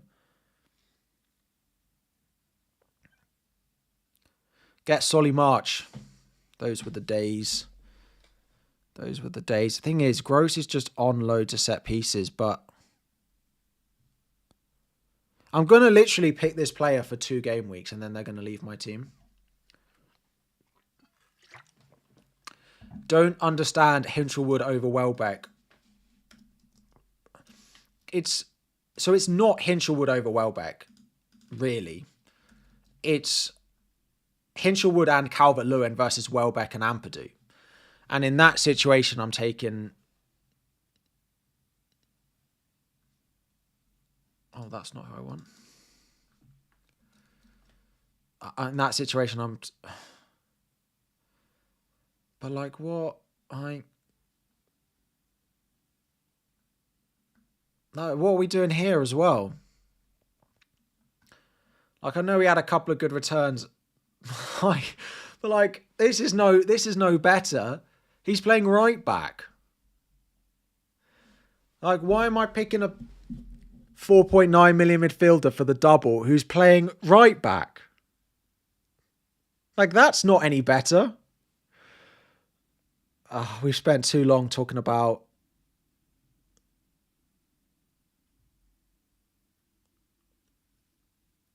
Like, what are we doing? What are we doing here that I'm picking a 4.9 midfielder for a double who's playing at right back? Because he gets DEFCON. Like, I'm not doing that either. Like, it's Hinchelwood, Gross, or Mitoma. And I don't like any of them. I just think Hinchelwood has that explosive potential, but I'm not regretting wildcarding. That's just the one spot that I've always like not known who to pick in it. Thoughts on double DEFCON with Ampadu thoughts. The issue is if Ampadu, I'd play Ampadu this week and again in the double. If he gets DEFCON 2 out of 3 games, so let's say he gets it twice in the double or whatever it is. Let's say he gets it 2 out of 3 because that is roughly what his hit rate is going to be. He probably will get it in 2 of the next 3 games. Now, with their fixtures, it probably is a 2 out of 3. And unless he gets... I mean, he's been reliable for DEFCON, but again, like he's a 2 in 3 type player. So let's say he gets 2 in 3 and he doesn't get booked, right? That's probably a conservative, a fair assumption. In order to match that, unless he gets an attack in return, any of the Brighton mids I've got to pick has got to get 1 assist. People saying, like, someone said Neto in the chat. Yeah. But do I want triple Chelsea attack at home to City? No. Oh, I hate this spot. I could just play Tav and just go someone completely different, but yeah. Why Hill over a Leeds defender? Because I'm going to sell Gabriel to a Leeds defender next week. I'm not going Thiago, am I really? I'm going to go with Calvert-Lewin. City are leaky. Yeah, but not to the point where I want a triple up on them. We are going to put it in subscriber only mode. You literally have to have subscribed for 1 second. So if you haven't already, please could you subscribe to the channel? And there are 6,300 of you who also haven't liked the stream. I think if you're enjoying a 25-minute conversation about which Brighton midfielder we should pick on Wildcard, that is something that deserves a like and a subscribe to the channel, because we do lots of good, useful, interesting conversations along similar lines of how many DEFCON will Max Vifa get at right back in a double game week and against Burnley. What an exciting world we live in, and what an exciting stream this is. If that is not a reason to subscribe and like, then I don't know what is. Subscriber only mode on. You're overthinking gross assist go Burr. Yeah, he probably will get an assist. And then I'll just be like, well, why did I just not pick him? But this just,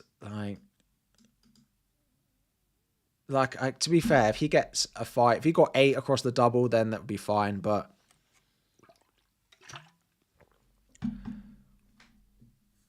maybe I had gross all week. I struggled to pick this, really. I just struggle a little bit with this. I mean, Hinchelwood's is no better.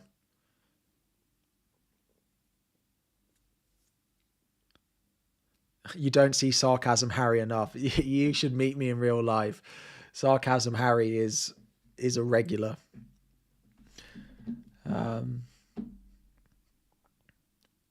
The issue is sarcasm for people who particularly... I feel like sarcasm is a very English type of humor. If you're not English, it just comes across really rude. So I do my best to minimize my sarcasm, which is meant to be humorous, but would often maybe not be. You missed my super chat. Start Sanchez or Dubravka. I'd play Dubravka over Sanchez.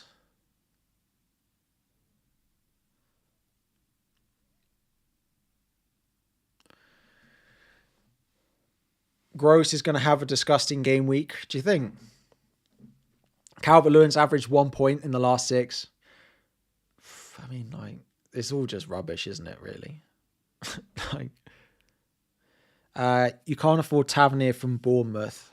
I'd probably bin Senesi to, like, Bijol or something. And free up some money there. Jordan, how are we doing? Welcome. Please, FPL affairs. You need Ryan replacement, max 6.7 with good fixture 32, 34. I probably would punt on Somerville. I quite like a Somerville punt. Really don't like the idea of playing 3 Brighton players in any game. I agree. This might be the only week I do it, apart from the bench boost, of course.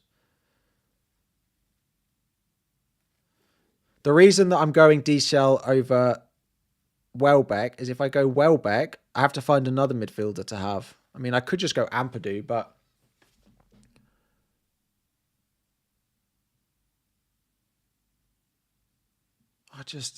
I really struggle to pick a player who is literally playing as a... But Sarr and Gordon has no double following the game week. No. But Sarr and Gordon are good long-term picks. So if you can't find loads of good mids, you could just start with Sarr or Gordon. Like, you could, for example, in this team, start with, like, Gordon. And then in next week, you just bench boost Gordon. Don't bench boost this mid. And instead, yeah, like, you could do that. And just not sell Gordon, and then you just have an extra transfer further down the line.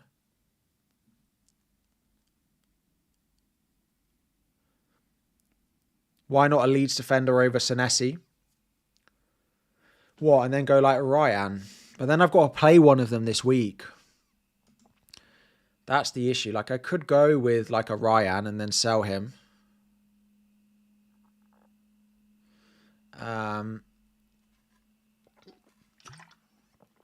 Like, I could go Ryan for them, but I'm not being as impressed by Ryan recently as I was earlier on in the season. You could also then go with, is it Scott? Yeah, like 90 every game. Pretty good DAFCON. Attacking data is pretty minimal. Has got 2 goals, 2 assists. To be honest, that's not that different from the likes of Mitoma. But again, Senesi, like, they're defensively pretty solid. So I think I'd rather that. And I think I want a bit of the attack from all the teams with the double. So I think I do want some Brighton. I think 1 Brighton, 1 Bournemouth, 1 Leeds is probably the sensible way to go. And then we're just doubling up on them all defensively. My computer sounds like it's about to take off again. You just can't get on board with Palmer. That's fair. If you don't like it, don't like Palmer, I have no issue if you want to go with against it. I just don't see anything else to spend the money on.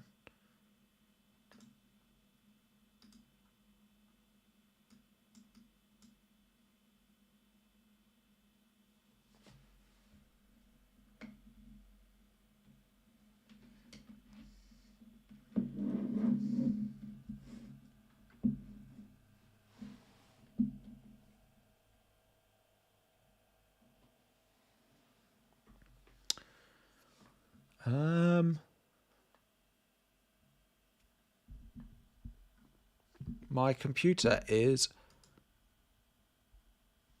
unresponsive and I'm getting an error. Good, bear with me.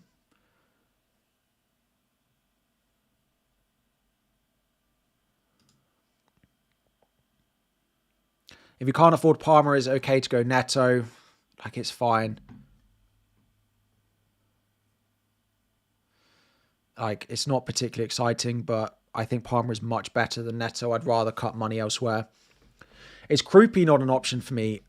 No. Apparently he came back with a slight knock as well. And again, the issue with having double Bournemouth attack is you have to play one of them against Arsenal this week, which I don't particularly love.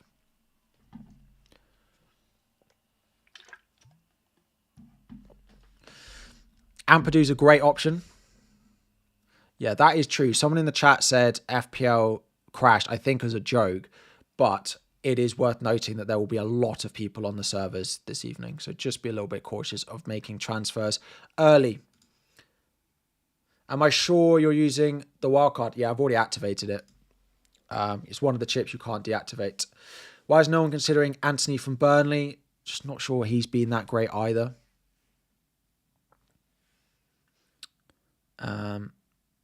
Anderson instead of the Brighton midfielder spot. I'm just going for the doublers. I'm playing the number of fixtures because even if Hinshelwood blanks, he should start both. Ampadu is, I don't mind Ampadu. Like, I do wonder about Ampadu and like Welbeck, but I want a bit of the attack of both. So I'm not going to go Thiago either, I don't think. Aronson, the minutes are all over the place. Yeah. Don't you think it's worth doubling up on the Brighton attack? Yeah, but then I'd have to go triple Leeds defence if I did that, which again doesn't feel quite right.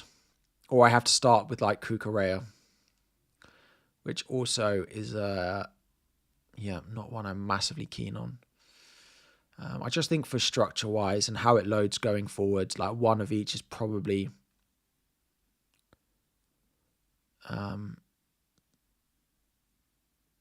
yeah. It's just which of these. You don't have money for Senesi. Is Truffer an option? Yep, I absolutely have no issue with that. I quite like Truffer as a differential. Jared Bowen, I can't afford unless I ditch João Pedro. I could go Bowen over João Pedro this week, but I'm just going to effectively hope that Bowen doesn't outscore João Pedro by like 8. And then if it's less than that and you save a transfer, it's fine. Yeah, bench boost 33 will be the plan. Is it worth doing a -8 so you can get more players for double game week 33? As at the moment, you only have 6 players who won't. You have 6 players who won't double. What chips do you have left? Because hopefully you can use one of them to get more doublers. Why not Welbeck over DCL and Garner over Hinshelwood? The next week change Garner to... I don't really want to be booking in too many transfers. Like starting Welbeck over DCL and then a 1-week punt in midfield. But if I did Welbeck over DCL, I wouldn't have a spare Brighton spot. So I would then just be doing like Garner to Ampadu for the double, which again, is not something. I think I'm going to set up like this. It's just, I like the Welbeck route with Ampadu. I have no issue. I have no issue with you going with it that way round. No, so Gomez, it's game week 32. If he gets suspended against Burnley, he'll miss both in the double, which is suddenly then really good for everyone else's minutes. West Ham early team news. Very unlikely we get any sort of early team news for West Ham. Yeah.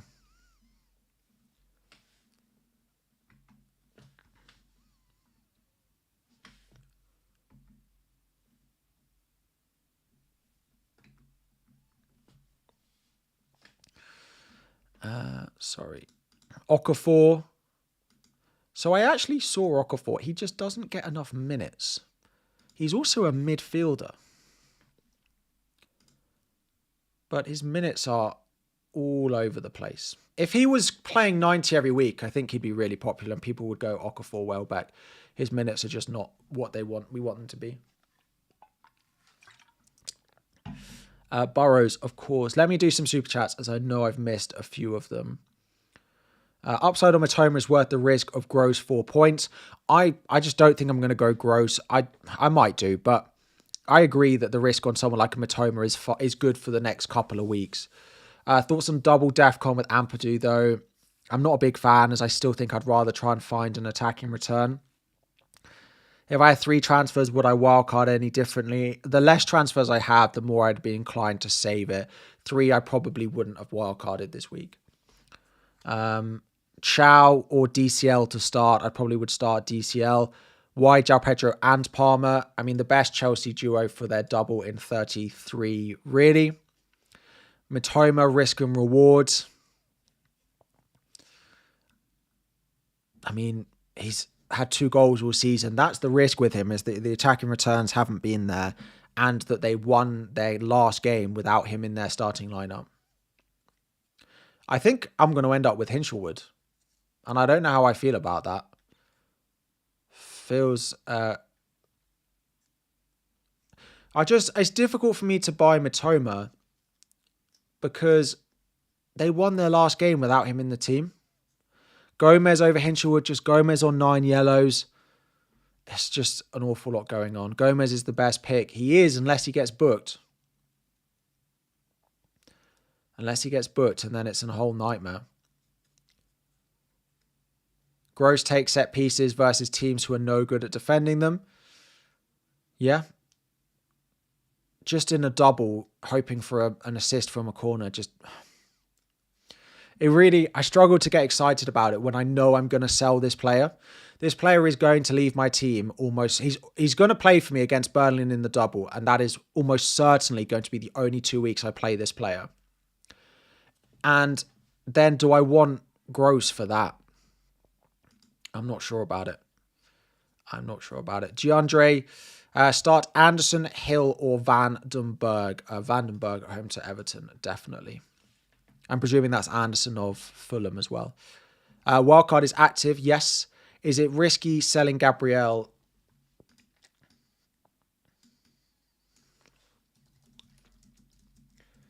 It is risky selling Gabriel this week, but he has City away next week. I think if there was ever a time to get rid of him...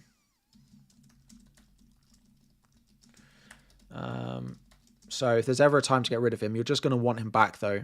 And that will hurt your team value. And it's going to hurt mine when I sell him.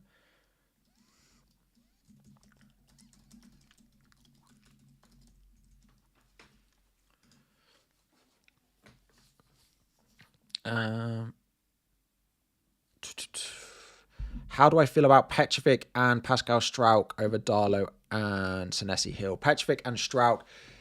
I don't think Petrovic is necessarily better than Darlow. And I don't think Struijk is better than Senesi or Hill. I feel pretty confident on the other option. Why not Welbeck over DCL and Garner over Hinchelwood then? Then next week change Garner for Brighton. Yeah, so I can't do that. So I'd have triple Brighton already with Welbeck. And the part of the reason to start with the Brighton player is they've got Burnley this week. Yeah, I think I'm not going to start with Thiago, I don't think. Wildcard active, bad team value. Gabriel, best sacrifice. Yeah, I would just start. If you can't afford Gabriel, I would just start with Gabriel over... I'd start with a Pascal Struijk over Gabriel, probably. Why not Sanchez over Verbrugge, and then you can get an extra Brighton spot. I don't trust Sanchez to start all the games. I don't trust Sanchez not to get dropped again. Jorgensen is still out for now. And then what? Go Welbeck over Calvert-Lewin. I don't think there's that much between them. I don't really want a Chelsea defender. Very much. Let me see if there was a Jorgensen update. It's not the worst shout, but I just think he dropped Sanchez once before. I wouldn't be surprised if he did it again. He probably won't.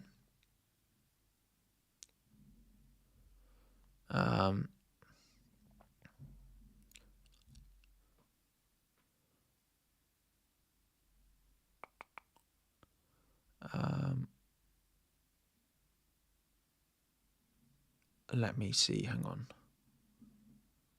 Chelsea team news.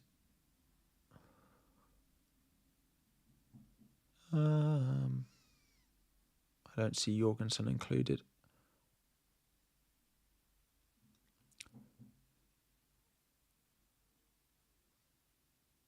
Like, Jorgensen could be in the squad. Yeah, I'm not risking Sanchez on that, I don't think. Harry, what percentage do you think Ekitike starts? 60? 60%. So this is how the wildcard currently looks. I plan on selling Thiago to Calvert-Lewin before the deadline. I also don't know who I'm going to pick between Hinchelwood and the likes of Pascal Gross or anything like that. I'm just not going to start with Thiago. I am going to go... Aziz, another deadline stream. Thank you very much for 7 months. What I think about Chelsea defence, I do not like it, is my conclusion. Maybe I just go Gross. Maybe he's the most boring one. Pascal Gross. Would I sacrifice Gabriel for Saliba to get Palmer in? I probably would go Calafiori, because I think Hincape's still out, right? Yeah, I think Hincape, so I'd just go Calafiori if I had to do that. Or if Timbers could be back, so I probably wouldn't go Ben White. It's not like Hinchelwood is exciting. Yeah, you're not wrong. You're not wrong. If I could afford Bowen on Wildcard 32, would I bring him in and then switch to DCL? I probably won't, but I'm really cautious and conservative. I love transfers, so I'm not going to do that. I'm happy enough to book in 1 in Gabriel. I'm happy to book in 1. I don't really want to book in anymore. Gomez is exciting until he gets booked. Just the 9 yellows. I really was like, yeah, let's go Gomez. He's not going to get booked. But the more I thought about it, the more I was like, he could just not start him and not take that risk and just play Hinchelwood, Hinchelwood, Mitoma, Minter. I mean, Gomez getting booked would be great because it would make everyone else's minutes go up. I'm going triple Bournemouth. Yeah, all on my bench though this week. Yeah, Gomez being on 9 yellows is the put off for me there. Why not Minter? Because if Gomez doesn't get booked, I think Gomez is ahead of Minter. Like Minter's minutes, they've been slightly better recently because there have been injuries. Like he played a bit over Mitoma while Mitoma was out, but his minutes, like there's nothing here to recommend Minter. Really. Minutes are all over the place. Nasser, you just came into the stream. Can I quickly explain the reasoning for Wildcard 32? Yeah, if you've only got 1 transfer, I would still favour Wildcard 35. But basically the benefit to me is if I look at my team and I plan it forward to game week 35, my team looks like a Wildcard team in 35. Game week 36, it looks like this. Like I've got so many transfers that I can effectively buy all the players that I'm threatened by on Wildcard 35 and just buy them in. Whereas there's lots of people wildcarding 32 with 1 transfer that, like I've made 6 transfers here. So I've bought Gordon in, who I'd probably find a way to start. I bought Gabriel back. I bought Lacroix, Munoz, Sarr for the double on top of Harry Wilson. It then sets my team up well for 37. I bought Saliba for Burnley at home. And then game week 38, I've got 1 transfer to potentially fix or do anything. Like I've got Gabriel. If I think there's a risk to one of them, like I do have minutes risks in this team and I'll have to evaluate it once we get to 36 and 35, how I feel about them. Have I forgotten Neto? No, I just don't think his output is particularly great. And I don't really want triple Chelsea attack. Yeah. Don't think I'm going to start with Thiago, am I? Would I do this wildcard if I had the exact budget and 4 transfers? Yes. Do I miss Wilson with him against... I like Wilson against Liverpool this week. I probably wouldn't be benching him. Yeah, so I'm just going to bench triple Bournemouth this week. Anyone ready for João Pedro to get injured? I mean, if that happened, I mean, I would probably be forced to buy Delap, which is a sad, sad state, really. Better long run, DCL or Welbeck. It's really close. There's not much between it. I think DCL's is slightly better. But there's not much in it. He's also cheaper as well. Start Wilson or Ekitike.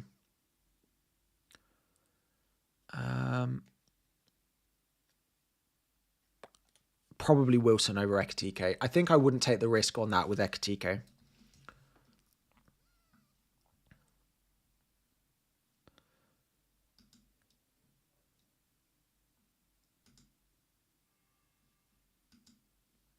Yeah, Ekitike I think is about 60% chance to start, and I don't think I'd take the risk when Wilson does just look like a good pick. Basically.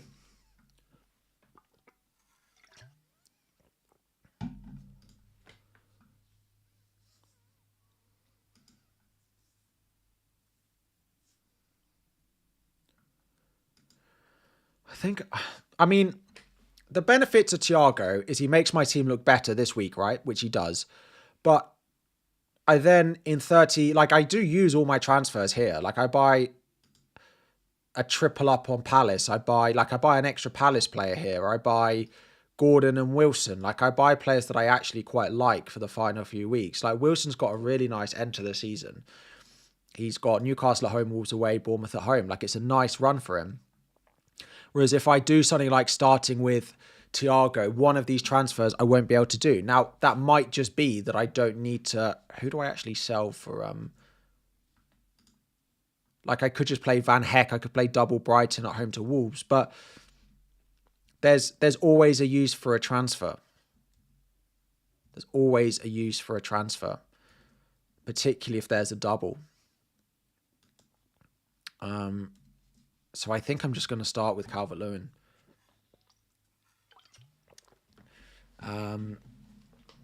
Yeah.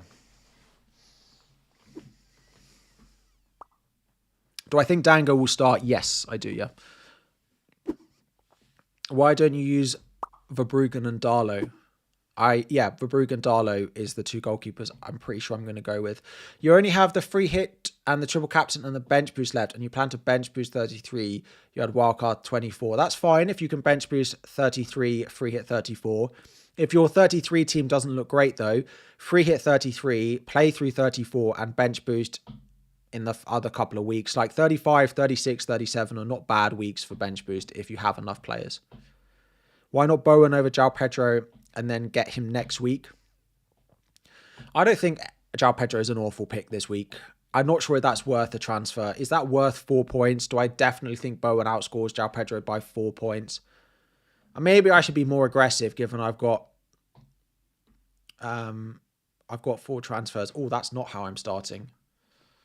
Have I refreshed this? No.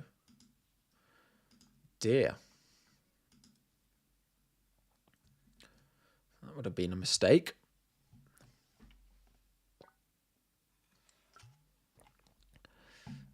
No, this is not my final draft. I think I'm not going to go... I mean, Thiago's being quite unlucky, to be fair.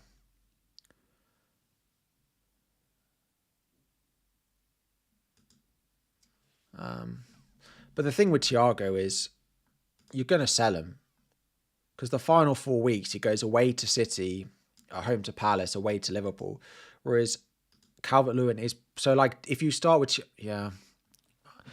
I think some people might go Thiago and just keep him.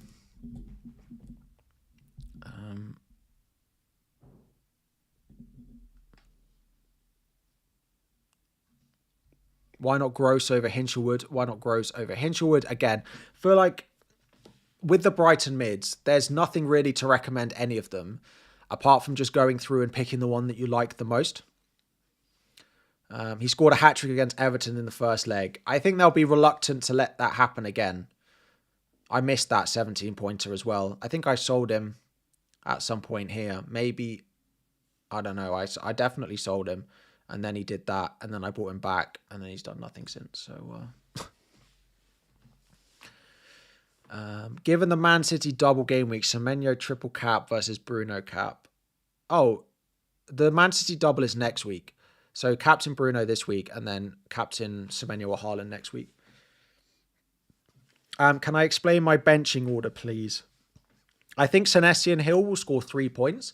I think there is a small chance Tavernier does slightly more than 3 points, although it's probably 2. And that's about it. No, I still plan on going DCL.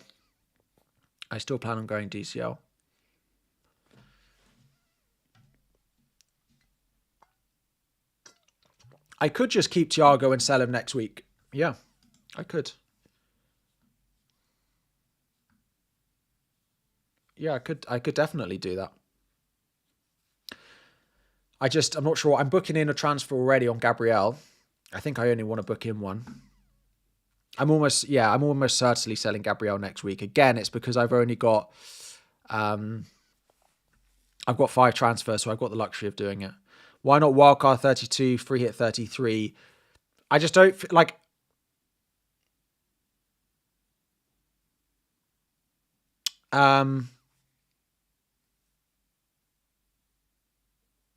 I just don't think. Basically, I've seen people plan a wildcard 32, free hit 33 draft, and your wildcard 32 is basically everyone's team who is wildcard 35. So then you're worse off in 33 because you're free hit that week. You're then worse off in 34 because you're not free hitting that week. You're then worse off in 35 because the people who have wildcarded 35 have then got extra information. I don't really get that strategy. I don't love it. If you plan it and you think it looks good, if you've got a strategy and you plan it and you think it looks good, and I disagree, then absolutely still go for it. Because everything now is very team dependent. Like trying to put out videos this week, no wonder my complete guide is 38 minutes long, because so many different strategies have different ways of covering and talking about them. So there are lots of different ways. To do it, but yeah. Right, I am slightly all over the place because I am desperate for the toilet. We are going to be back in 1 minute, and then we will do the final stuff and the final wildcard and all of that and some final questions. But I am conscious we are still 25 minutes from the deadline, and I do need to go before then. So I'll be back in 30 seconds. Don't go anywhere. Like and subscribe while I'm gone. I'll be back in a sec.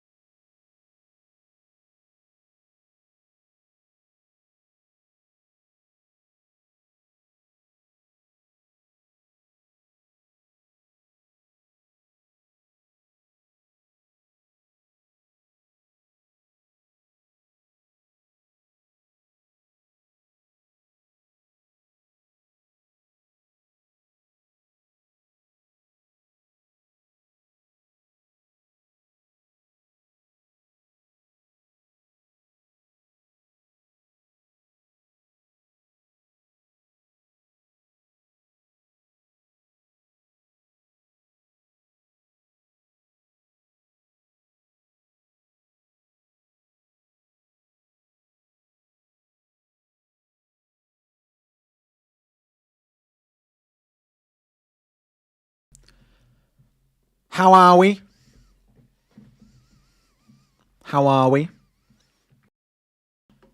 Wrong buttons.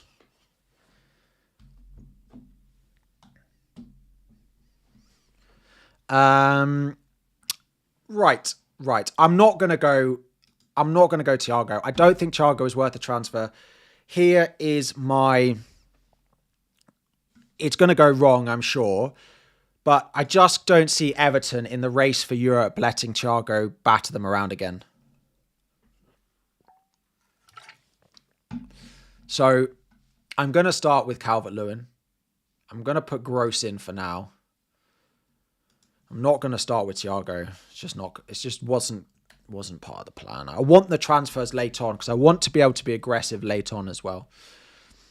Why Darlow over Dubravka or Sanchez? Just because I like the double for Leeds quite a lot. They've got 2 decent games. They're also quite good until the end of the season. Like there are some weeks where you could easily play Darlow if you needed to. Like Burnley at home, Spurs away. Like if you had to play, you ran out of transfers and you had to play Darlow there.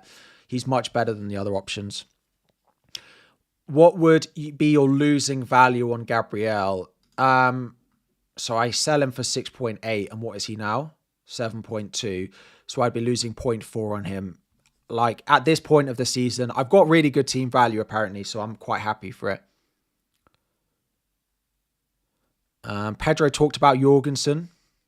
I haven't seen the quotes, but I'm not going with Pedro, I don't think. I'm not going with Sanchez or Jorgensen. Who are transferring out in 35? I'll probably sell Senesi back to Gabriel in 35. Josiah, not enough in the bank for Palmer and Semenyo replacements. If I didn't have the value for this draft, I would probably drop like João Pedro to Welbeck or João Pedro to Fleming, or I would drop Senesi to like Bijol. Like, there are other ways that I would do it. Palmer and Semenyo would not be where I would try and scrape the money from. This is not my final draft. I've got Gross in here. When did Gross come into the conversation? Also looking at Matoma. Also looking at Hinchelwood. Hinchelwood's minutes are a little bit of a concern. He's played more sporadic minutes than I thought he had. Wilson over Tavernier, Van Heck, Gabriel and O'Reilly at the back.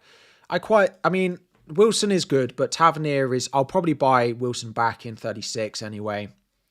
So basically what I'm doing is I'm wildcarding 32 to lose points this week, to hopefully gain them back on wildcard, on bench boost next week, to then buy back all the players I've just wildcarded out in 3 weeks' time when I get my 5 transfers. Sensible strategy. Who will be selling for Gabriel? A Leeds defender, almost certainly. Chance it's a Chelsea defender, but I don't think so. Gross set pieces, sometimes Defcon. You're going Gross. Yeah, his Defcon's pretty hit and miss. Like, I think you'd be lucky to get more than one Defcon for him this week. Yeah.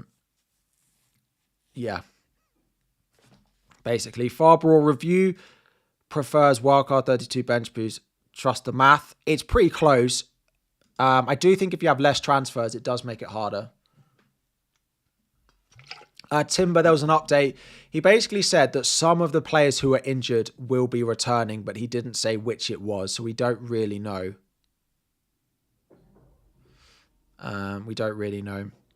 Only one transfer left. Would I wildcard 32? Only if you really think your team needs improving.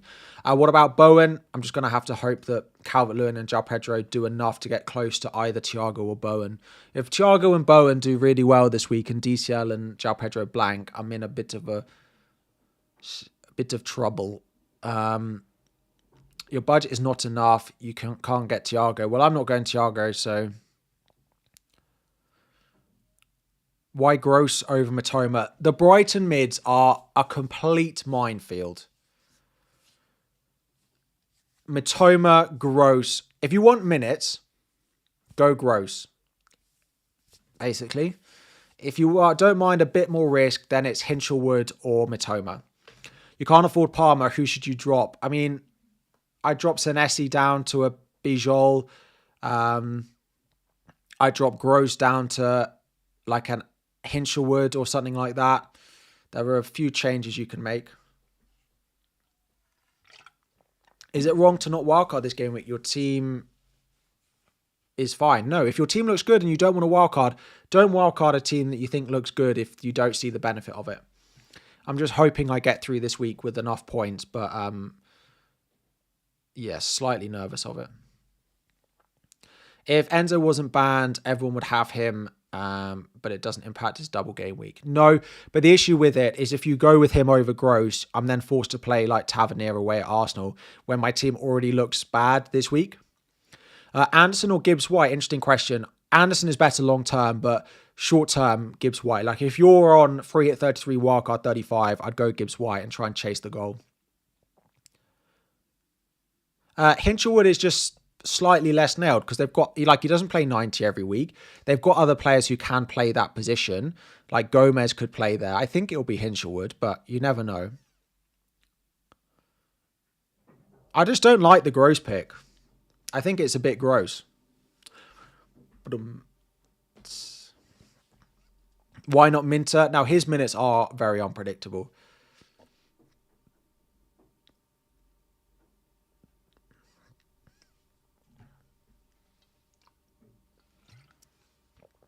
Why not get Fleming in place of Calvert-Lewin as he's not performing and go for Gomez from Brighton in midfield? Fleming and I don't really.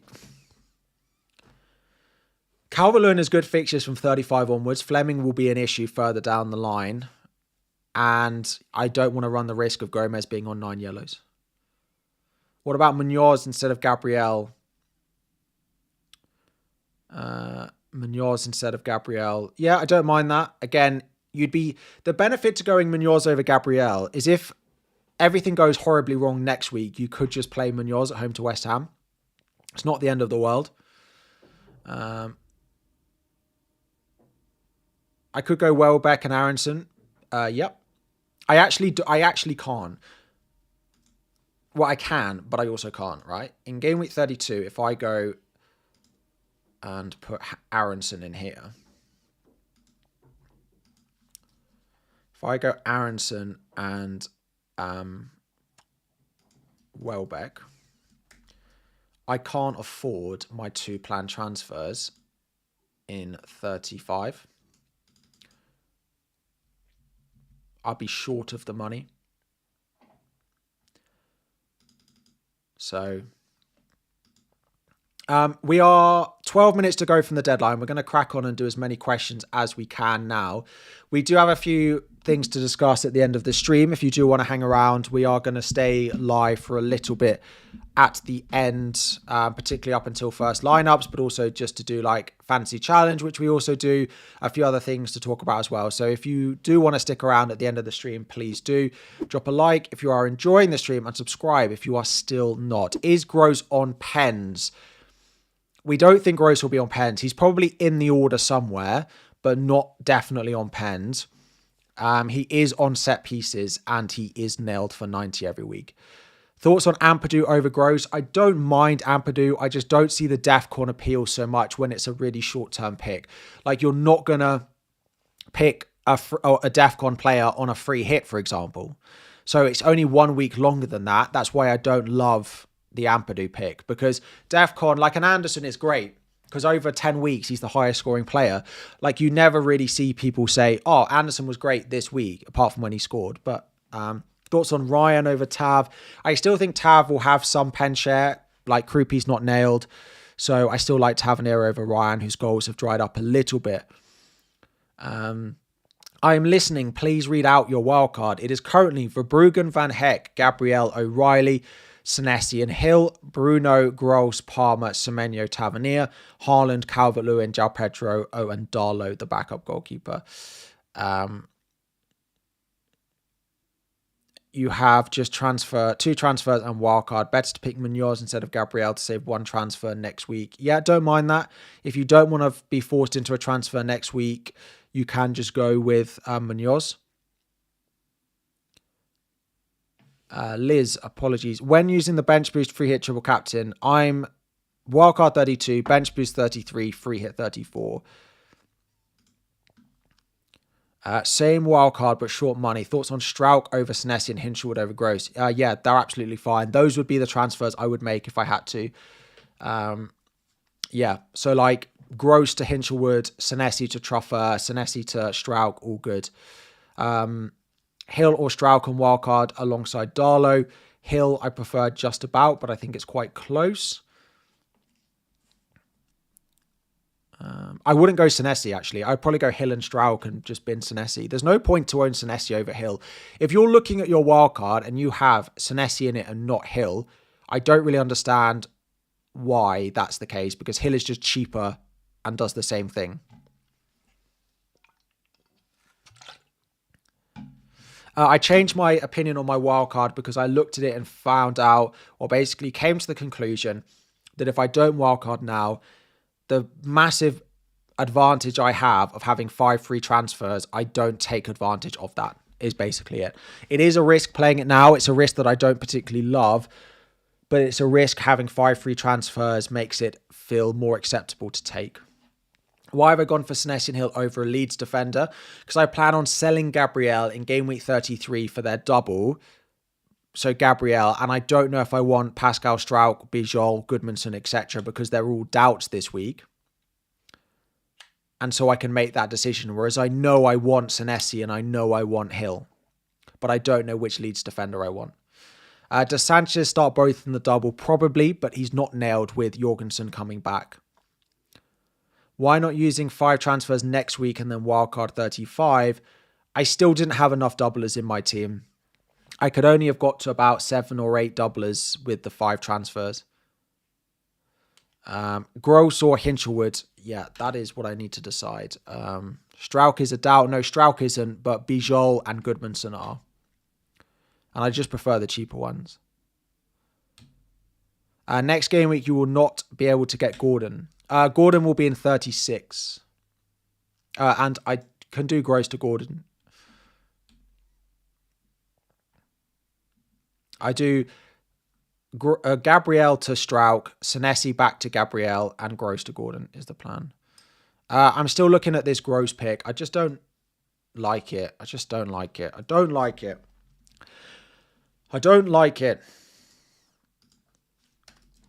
Or do I go Mitoma? I mean, his returns have been pretty boring as well. But he has, like, consistently been getting some attacking returns. He didn't return against Arsenal, fair. But he got a return against Brentford, a return against Forest. His XG is just quite low, apart from against Sunderland, which ironically was the game he blanked in. His minutes are just a bit... like, start of the season...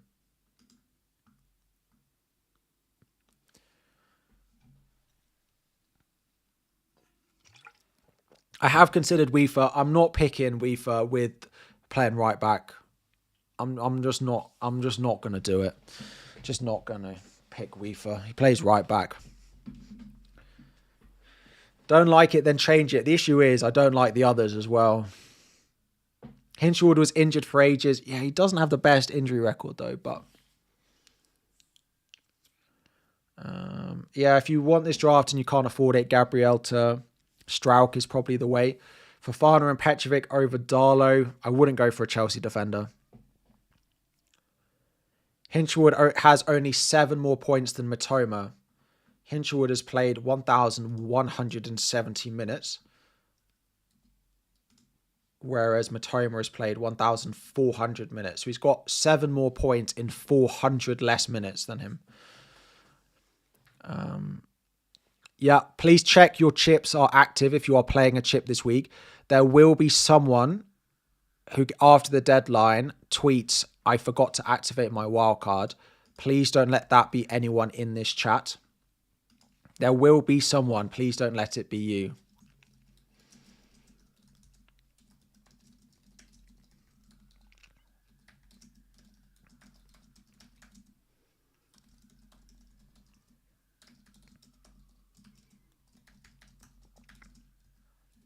Please do not let...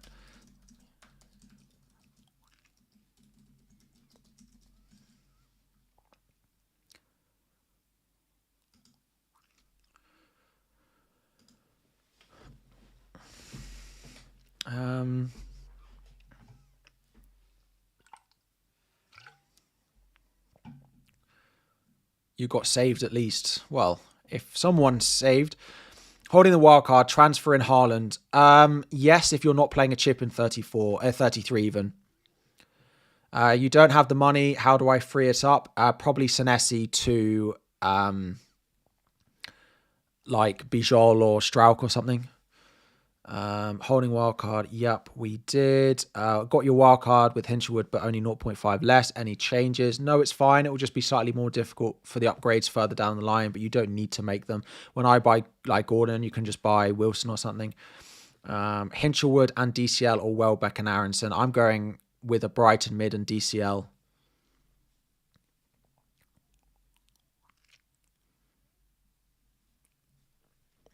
How long have we got? 5 minutes. Boring template team make the difference. Only 40% of the game are playing a wildcard this week, so it's still differential enough, I hope.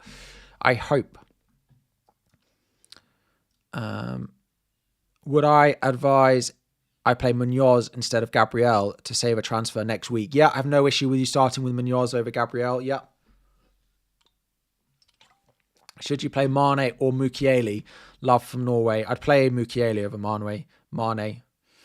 Pick your Brighton mid. It's stressing you out. It's stressing me out. I don't know which one to pick. They're all rubbish.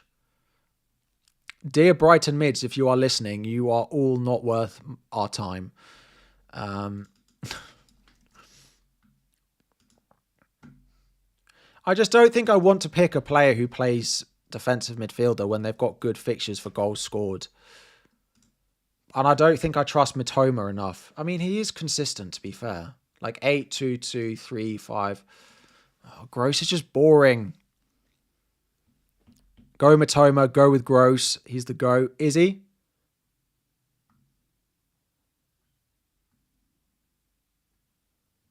Go Dewsbury Hall.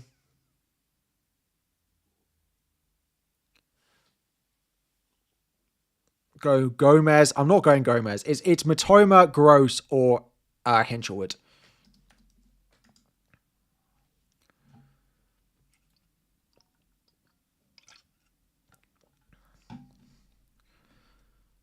Go Gross, play it safe. But I always play it safe. I'm good at playing it safe. That's what I do. I just roll my transfers and then...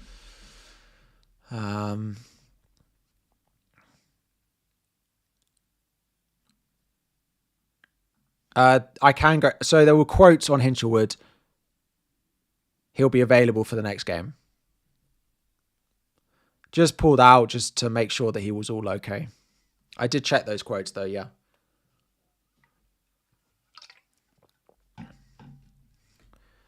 Ayari doesn't work. Would I still wildcard with 2 frees? No, I wouldn't have wildcarded with 2 transfers. Strauch or Bijol. If you're picking this week, I think you've got to pick Strauch. Would I still wildcard with 2 frees? No, I wouldn't have done. Maybe Minter. I'm definitely not doing that. His minutes are all over the place. I'll check my captain. Right. I think I'm going to go Hinchelwood.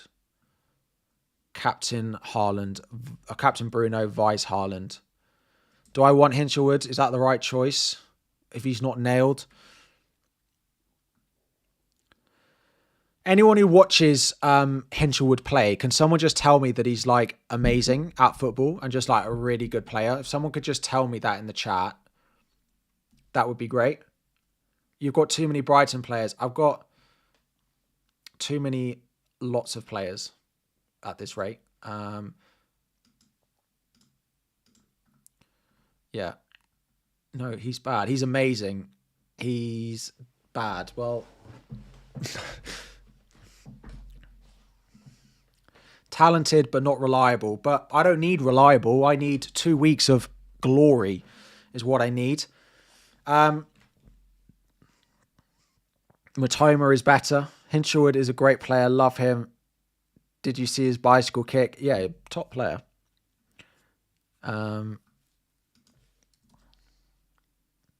Right, I'm not changing it. I'm going Hinchelwood. I'm doing one exciting thing on my wildcard. And I'm going Hinchelwood. I am going Hinchelwood.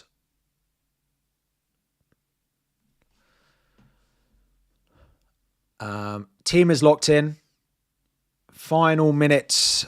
Welbeck over João Pedro. Cunha over Hinchelwood. I don't mind that if you don't want to go for João Pedro and you just go DCL or DCL and Welbeck. If you can't afford Gabriel, I think I would go Calafiori, as it sounds like Hincapié is going to be out.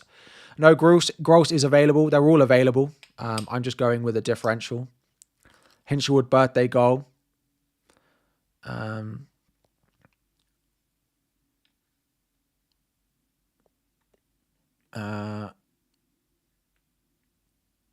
Best Palmer alternative for wildcard 32.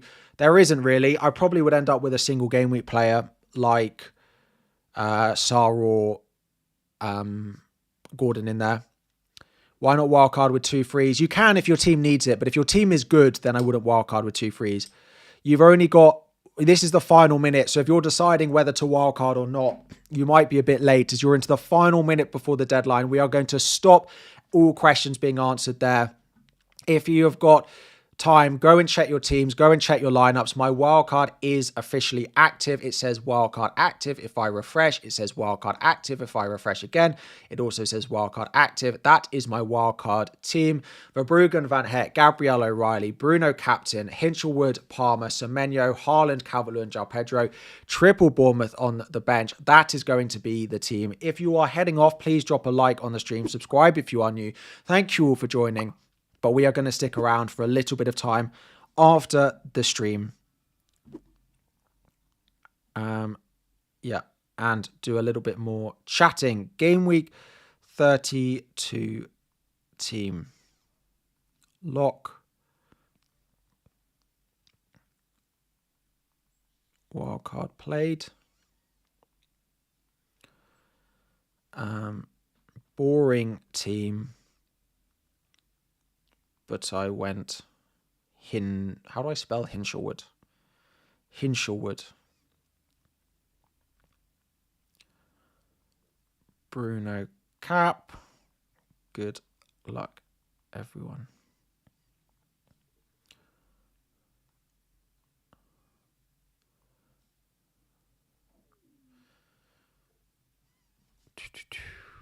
And we are locked. Dun, dun, dun, dun.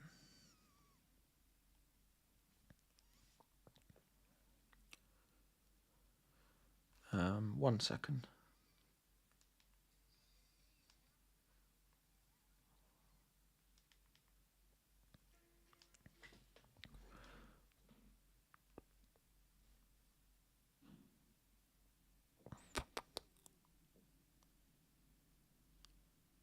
Challenge time.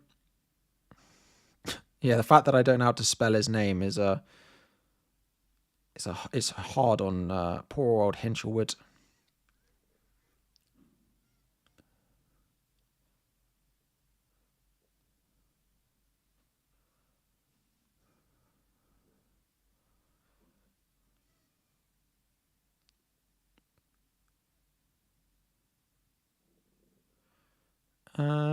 Cool. Thank you all those of you who are still sticking around.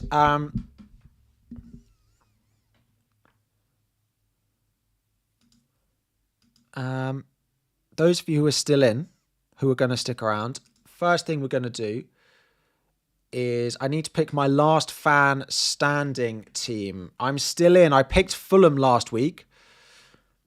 And I'm still in. So basically you pick a team and if they win, so I picked Fulham last week and they were right. I have to pick a team that we think is going to win. Happy birthday, William. Been watching since 21-22. Thank you so much.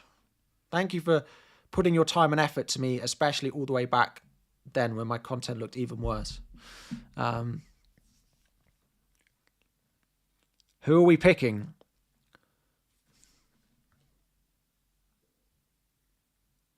I'm doing my last fan standing. When's the deadline? 8. I think I might go West Ham. Or I might go United. Arsenal. Yeah, a bit boring though. I think Arsenal have other uses. I think I might go West Ham. I think I'm going either West Ham or United. Brighton, just it's an away game. And I've gone triple Brighton in my FPL team. I'm not doing Brighton.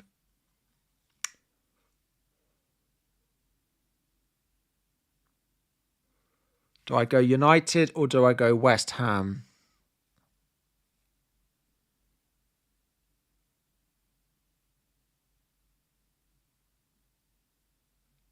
I think West Ham win though. I think I might go United Monday night.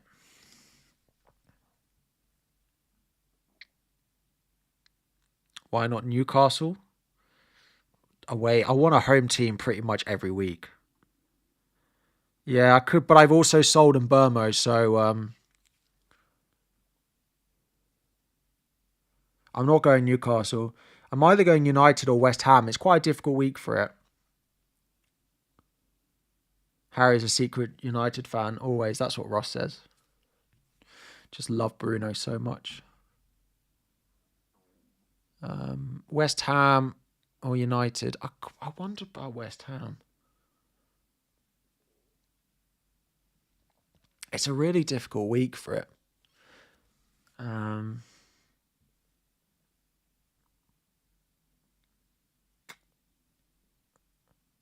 Doesn't feel like a good week to use City. It's not the best week for Arsenal. I think it would...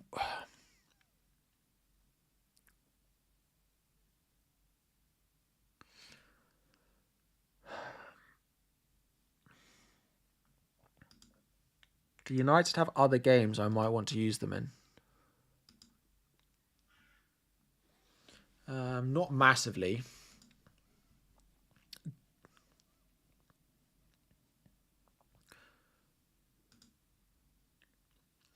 I think I'm going to go West Ham. Right, next up is Fantasy Challenge. In goal, what is the plus 4 points for each goal attempt made from outside the penalty area? Okay, is there a shot outside the box goals? Is there an outside the box attempts at all? Or just outside the box goals? Who do I not have? Which clean sheet do I not want? Let's go. Oh no, but I think I can only have one per team.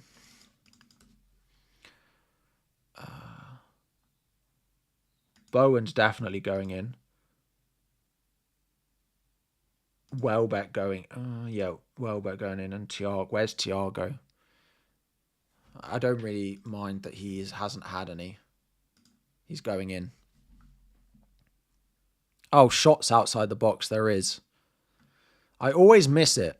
Oh, shots on target. Shots outside the box. Okay, right. We might need to redo some of that. So Bosley.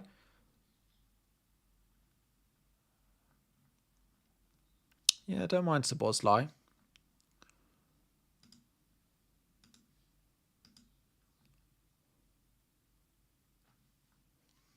I'm just going to keep Thiago but I'm going to take out Welbeck and I'm going to put another midfielder in. Who's a defender? Who's a good defender? Who shoots outside the box? Who's also damaging to my rank? Van Dijk, but doesn't really work.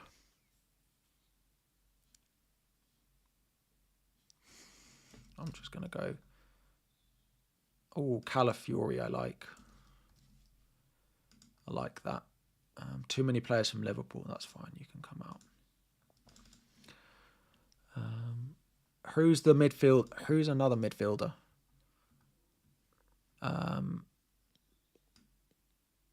Yeah, it's got to be. It's got to be.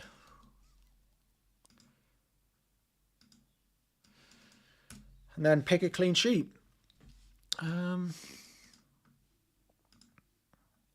Harry Wilson would be a good one, actually. Harry Wilson's a good shout. I like that a lot. Oh,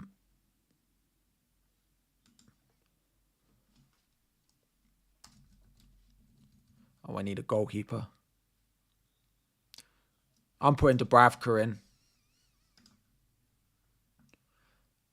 And I'm going to take out Szoboszlai because he doesn't really impact my FPL, and I'm going to put Wilson in.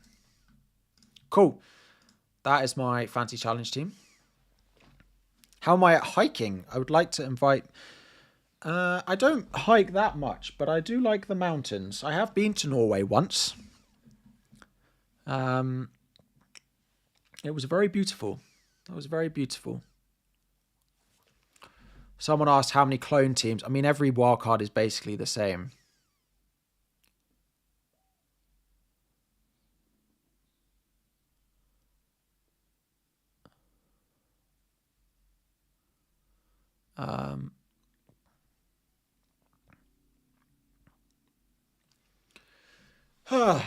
Right.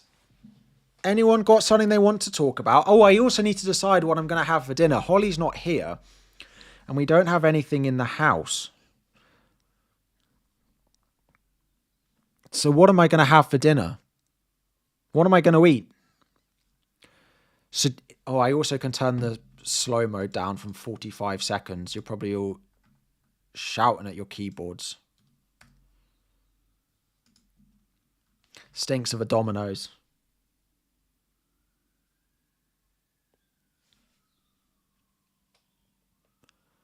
Chinese.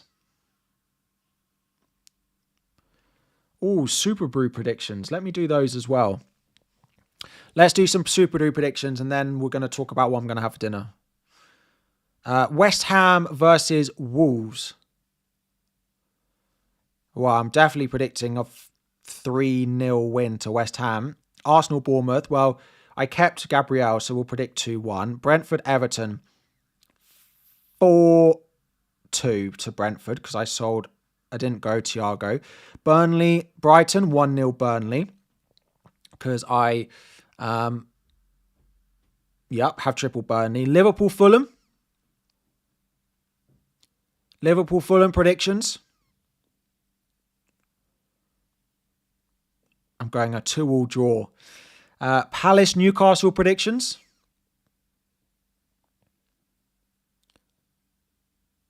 Oh, 2-2 draw as well. 1-1. 7-0 Fulham.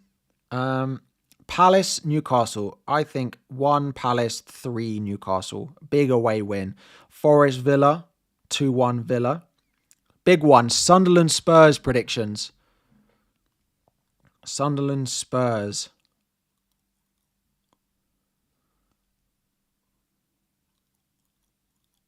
Sunderland, Spurs. 1-1. 3-2. I don't think they'll... Well, there could be 2-2. 2-1 Spurs. 3-0 Sunderland. 3-1 Sunderland. I think it'll be 1-1. Chelsea, City. Well, I've got to predict a 1-1. And finally, Leeds, Man United. Going to predict 3-1. Predictions are in.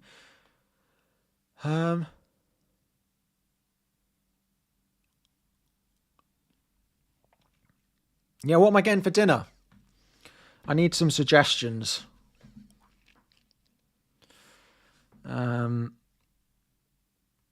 I could also go out and just eat on my own.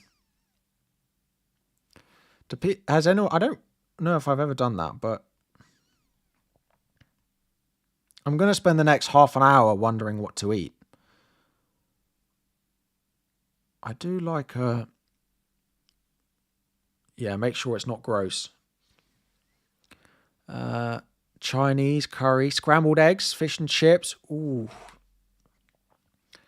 Steak and Guinness pie. Oh, the pub round the corner does do a good pie with chips.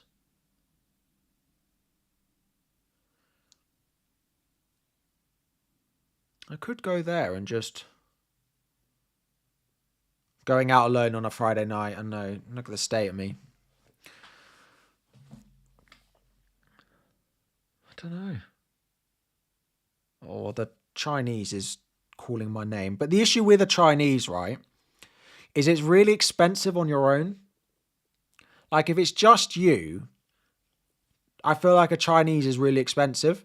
Because you still, like, I still want a bit of this and a bit of that and a bit of something else. But then I'm ordering 3 dishes when it's just me. Which doesn't really work. Jacket potato, I had that the other night. That's the issue with the Chinese, is that, and it's the same with an Indian, because I end up ordering, a starter, a curry, a rice, and a naan, and suddenly it's really expensive. Can't beat pie and chips. I might go around the corner to the pub for a pie.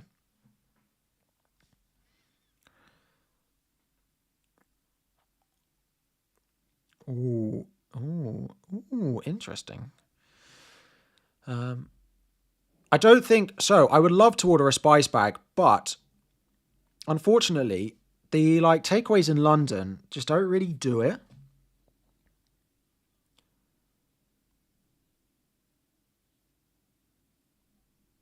There just isn't really. Eat it over 2 days. Unfortunately, I'm out tomorrow night for my dad's. Not unfortunately, I'm out. We're out for dinner tomorrow for my dad's birthday, so I can't eat it over the 2 days.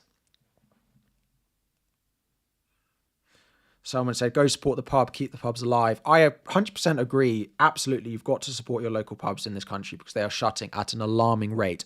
However, it is slightly different with the pub round the corner being one of a big it's not a Wetherspoons, but it is one of a big chain. So I feel less inclined to agree with that mantra for it, but maybe that's what I do. Reheat the Chinese. Oh, some chow mein.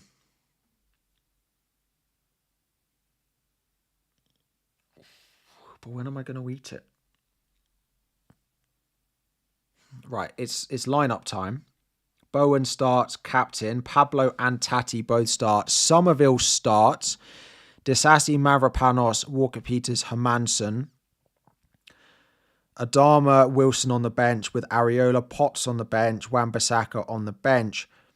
If anyone's got any Wolves players, Mane. Someone was asking earlier about Mane. Mane on the bench for Wolves. Sarr starting. That's about it, really. That's about it.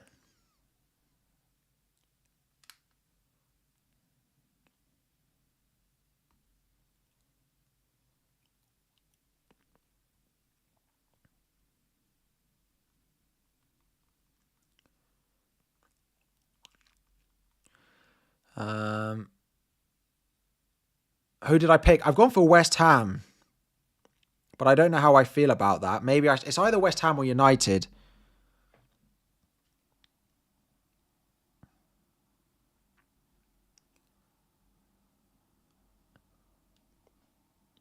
Somerville starts, yeah. Do a Sunday roast on a Friday. What, just for me? Yeah, I'm way too lazy for that. It's been a busy week as well. I'm not cooking something for myself. I've got some. I often go to the shops and like buy stuff that gets reduced. You're gonna think I'm, and then I put it in the freezer. But I forgot to take it out. I bought like a chicken katsu curry and rice and salad, the Itsu boxes, and put it in the freezer. But I forgot to take it out.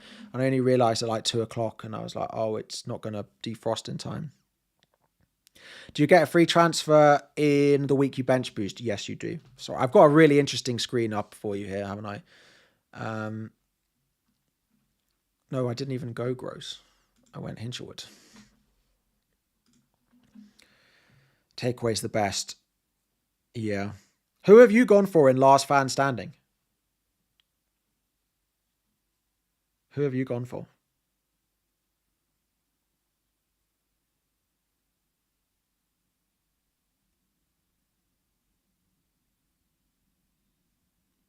I think I'm going to go and have a pie. Yeah. I do a lot of cooking. Holly's a good cook. Luckily, my mum is a fantastic cook, so I have grown up learning around a very good cook. So I'm not the best, but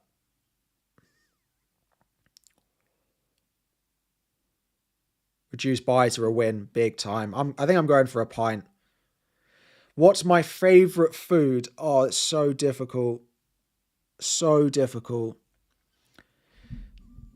Right, so here's a question for you. If let's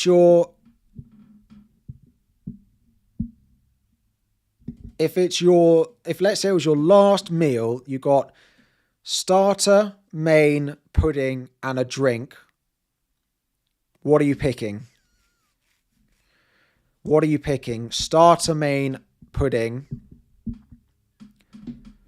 What are you picking? And you can order it from different restaurants. Like, you don't have to have it from the same place. I want to hear what people. I need some inspiration. Starter, main, pudding from different.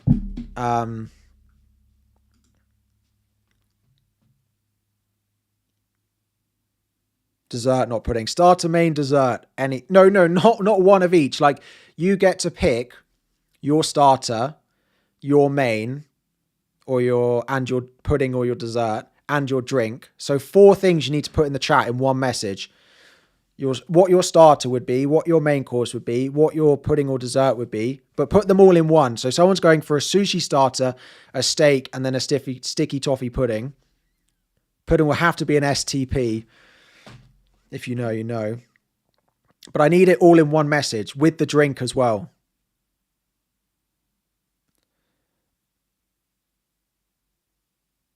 What? Only pudding for dessert? No, you can have any dessert you want. In the UK, in England, a pudding and the dessert are the same thing. No, but I need it all in one message. Right? All in one message so I can read it out. No. No, all in one message. Starter, sausages and beans from Spoons. Main, ramen, dessert, sticky toffee pudding. Sticky. Right, here we go. French onion soup, entrecote steak, dates pudding, and a Coke Zero. Nice.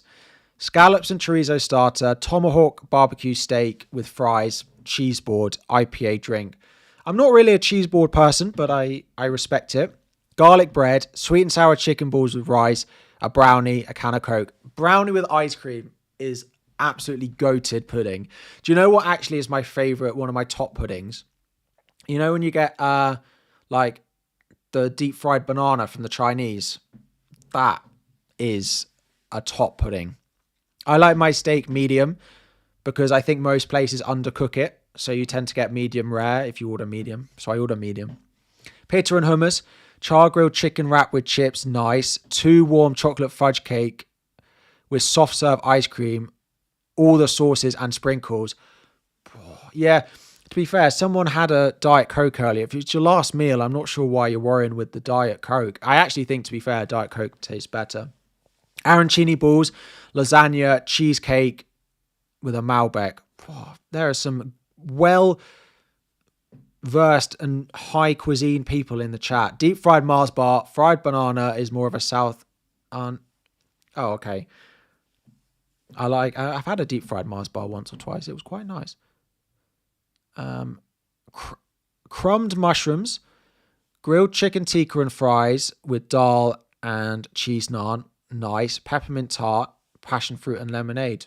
Nice. Pizza, chocolate mousse with a Malibu and pineapple. I like some of these, and these are making me very hungry.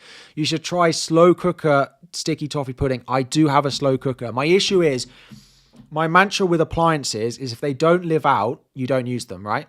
So if you have a slow cooker and you just put it in your cupboard, you just don't use it.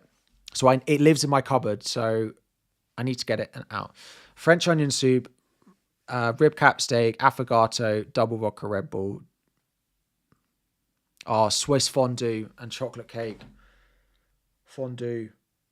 I went skiing with Holly about a month ago now, and we had fondues, and it's just the best. Just the best. Do I not have a defroster you can use now, or would a microwave be safe for the Itsu meal?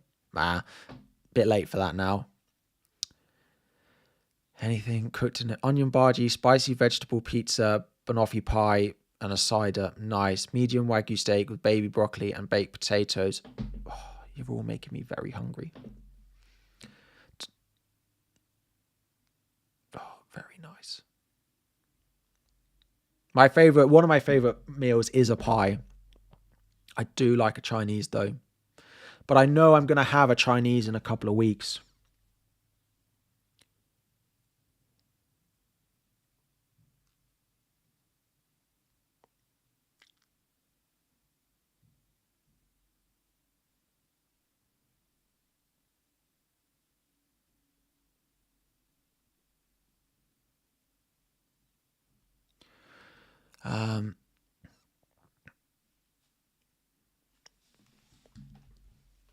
Chicken sweet corn soup, steak, tiramisu. I love a tiramisu as well.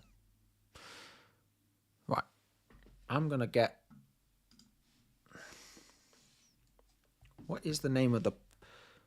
All right, I'm going to get the menu up. I'm going to see what puddings this pub has. Table for one, please. There it is.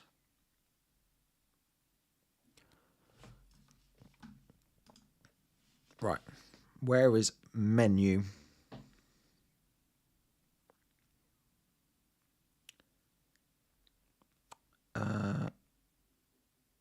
Main menu. Did they do puddings?